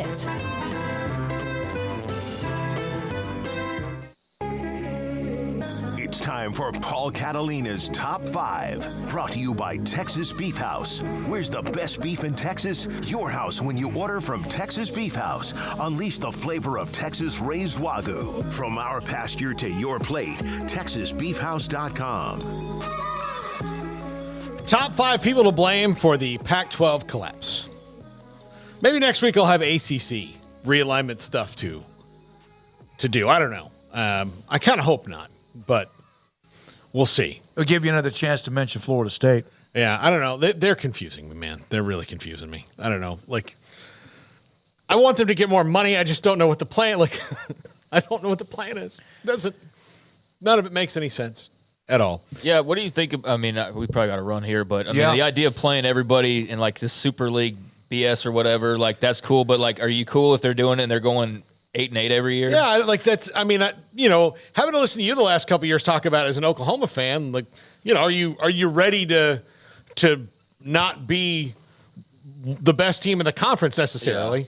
And maybe they wind up being it. I would think that it will take a while for teams to understand it's an NFL kind of record. I do think for Oklahoma, they kind of needed it, though, in a way, to get over this hump of, like, there's that one last missing piece. Yeah. And I don't know what they were going to possibly do in the Big 12 that was ever going to push them over that. So, in my mind, yes, there's a very good percentage chance that they could struggle, at least initially, but it is Oklahoma, and they're not going to fail and just not be good at football. So they'll move heaven and earth to get there. It's just a matter of how much time it takes. But I do wonder if for them in particular, they kind of need that extra oomph from the SEC to propel them into finally winning a national championship again for the first time in over 20 years. Well, and look, with a 12-team playoff, it's different. You have different goals. Yeah. We have a friend, Nelson, at the gym who tells me all the time, the Cowboys have won so many NFC East titles since the Super Bowl. I'm like, so? Yeah, who cares about that? Yeah. It's not that big of a deal. Yep. So maybe conference titles feel a little bit like that down the line. But number 5. Let's go. Kevin Warren, who's, playing at world domination, got USC and UCLA out of this, out of the Pac-12 and on down the line. And he was very aggressive and didn't really – and he was a short-timer anyway. He didn't have a long-term view of how this would end up. His goal was to put the Big Ten in the best position they could to get the best TV they could. He went to Los Angeles and plucked 2 teams out of it and then said, all right, got that done. I'm going back to the NFL. No matter what he does with the Bears, he will – when you look up his legacy, that is going to be, unless he leads the Bears franchise to Super Bowl, but the coaches and players get the credit, that's his legacy forever. For college football fans who paid attention to that side of things, I think there's a bunch of people who don't know who the heck he probably is, and there's others that maybe what he did previously, stands out to them. But for college football fans who follow realignment the last few years, he is a polarizing figure who absolutely was at the controls of the entire thing starting to go, basically. Oklahoma and Texas were first, but we still don't know when they were even going to announce that. That just came out. And so, maybe that would have been more on the same timeline, but yeah, he absolutely deserves some of the blame, although I don't think he probably feels very guilty about that at all, quite frankly. No, I don't think he does. He hadn't probably thought much about it ever. No. Yep. All right, number 4, the TV networks. Look, if they didn't want this to happen in some way, shape, or form, it wouldn't have. Mm-hmm. If they really thought that their best bet was to keep everything together, they could have even told Kevin Warren, like, look, we appreciate your global vision here, but it doesn't work for us that way. Here's the reality of the situation. That was not the case. So this is happening. And look, they should maybe be higher up on the list for why this is happening overall. But as far as the Pac-12 goes, I mean, to me, they're fourth, and we'll get to the other three in a second. But, yeah, none of this would be happening if they decided, no, we think USC and UCLA belong there. They had a, what is that, a pardon. They had a pardon. They could have ended all of this. Yeah, if they didn't want it, then it wouldn't happen because they're not buying what you're selling. A lot of people want to make them the big bad in this whole thing, and I mean they certainly played their role, like you said, but I don't think it was the biggest role. So yeah, 4 seems about right. Let me see what these other 3 are, but I mean they certainly had a hand in everything, and they could have kept the Power 5 alive and well, but I think just the way it's all going, that they love the idea of streamlining it and getting rid of some of the excess. And, based on everything that's been said, like, here's the deal, guys. This wasn't supposed to be the Pac-12. Mm-hmm. This was supposed to be the Big 12 that we're talking about. Like, this was supposed to be the Big 12 that died. And I think ESPN's probably as shocked as anybody that that's how it turned out. I think everybody's shocked by that because for all intents and purposes, the Big 12 was supposed to die once Oklahoma and Texas left, not go and double in size and help kill the Pac along the way. Like, there's nobody that could have foreseen that coming, but the Pac did what they did with their TV deal, and the rest is history. Number 3, the university presidents. When you get a television offer and it says it's $30 million and you say, no, we want 50, and then they say goodbye, and you don't immediately call back and go, whoa, maybe we... Just kidding. Maybe we overshot. They're asleep at the wheel. And a lot of them were gullible about what was going on this whole time. All this stuff. And when you only listen to what you want to hear and not what you need to hear, that's where it got them in. Because they believed their own hype. They believed that they were above it all. And they did not have a grasp on the overall situation. They were lost. It was not going to happen for them. And they could have prevented it. They could have taken a more realistic view and been like, all right, look, let's take the best deal we can and figure out down the line. And then maybe let's try to start a real alliance, not the fake one. Let's go through and really do that. Let's do something that's innovative and different so that the 3 of us that are behind the 2 power conferences can make some headway. But they didn't do that because they thought, we're the Pac-12, everything's going to be fine. Yeah, I can't believe we talked about Kevin Warren and didn't mention the alliance and what a joke that turned out to be. Well, that was it. You talk about a guy that was playing poker and knew exactly what was in his Remember hands, how pompous people were about that too at the time? Yeah. Remember, that wasn't the Big 12 was supposed to die. They were out of the alliance, and the SEC didn't need no stupid alliance. So there was one conference left out in the cold, and the alliance turned out to be a big pile of nothingness. Like, it didn't amount to anything other than just a funny story for those on the way out, poking at how absurd the whole Pac situation is that they were part of the alliance at one point in time. It made no difference whatsoever. But, yeah, I mean, I don't know if it was just arrogance or what. I don't know these folks, but they were asleep at the wheel. That's fair to say, or just overvalued themselves for sure. Number 2, Larry Scott. And so you can probably guess who number 1 is. No, here's the deal, and I will give you the explanation on why number 1 is. Larry Scott put them in a position to be poached. The Pac-12 networks was bad. The moving the conference off, like San Francisco office building and all the rent they're paying, all those different things. Bad decisions. The Comcast thing, all that's bad. All of it was bad. And I'm going to maybe do these 2 in unison here, Garrett. All of it was bad. And he left them in a really bad spot. But, number 1, George Kliavkoff knew that he had done that and had every opportunity to try to fix it and did nothing to do that. So it's George Kliavkoff, number 1, because he knew it, because he walked in, he assessed it, and went, oh, okay. And instead of telling the Pac-12 presidents or getting everybody out of their own way, they kept on the same exact Larry Scott path that they'd been on, and they let him go for a reason, and then they didn't change it. So George Kliavkoff, with the knowledge he had going in, to me is the biggest reason, because he could see what had happened and then did nothing to stop it. Yeah, I mean, I don't know. We'll need an explanation on that one day because I've seen, all of the finger pointing that's going on, and there sure is a lot of it. But, yeah, he had to have had a better grasp on the situation, but instead they just played the slow, long game and had several warnings of, like, that's probably not the smartest play, but did it anyways. And not only did it, but kept on doing it, and then kept on doing it, and then kept on doing it. And I would just love to know, after the fact, at some point in time, it's not earth-shattering news or anything like that, but just, was he lying to folks? Like, how much were they didn't know, not because they were being told the wrong information. They were being led to believe one thing that wasn't actually true. And how much did he have a hand? You know what I mean? Well, it's up to them, though, to. Sure. Yeah, they should. But if he's presenting them a TV deal and saying, hey, guys, this is what we're hearing, blah, blah, blah, blah, like, why shouldn't they trust that? But I don't even know. There was in the report today or yesterday in The Athletic that there were times he was not communicating at all. Well, and here's why I wonder. Between Colorado and there's cause and effects for everything. If he got that first offer and they said go back with $50 million, and then he told them we're not getting $50 million, and then they told him don't come back until it's somewhere around there, and then he never got there, then he just took them at face value and wasn't going to come back until he got to that number, which they trusted him. Yeah. And That he was a burned mistake. them. Yeah. All right. Yep, there you go. He has to be right there full. And that wasn't it damning last night when the story comes out that there was a meeting that he was not a part of? Well, yeah, and then Oregon State comes out with their statement just a little while ago, and I know that they don't really have a choice. Like, they have to hope that the Pac-12 stays together or that some other things shift in a way that lines up perfectly for them to get a call from the Big 12 or something like that. But, yeah, it's that's what I'm wondering about. Was his name even in that statement? What? Was his name ever in that statement at all? No, I don't know, because what I'm about to say is like, okay, yeah, you're all going to force stick together. Who's the commissioner? Because it can't be him.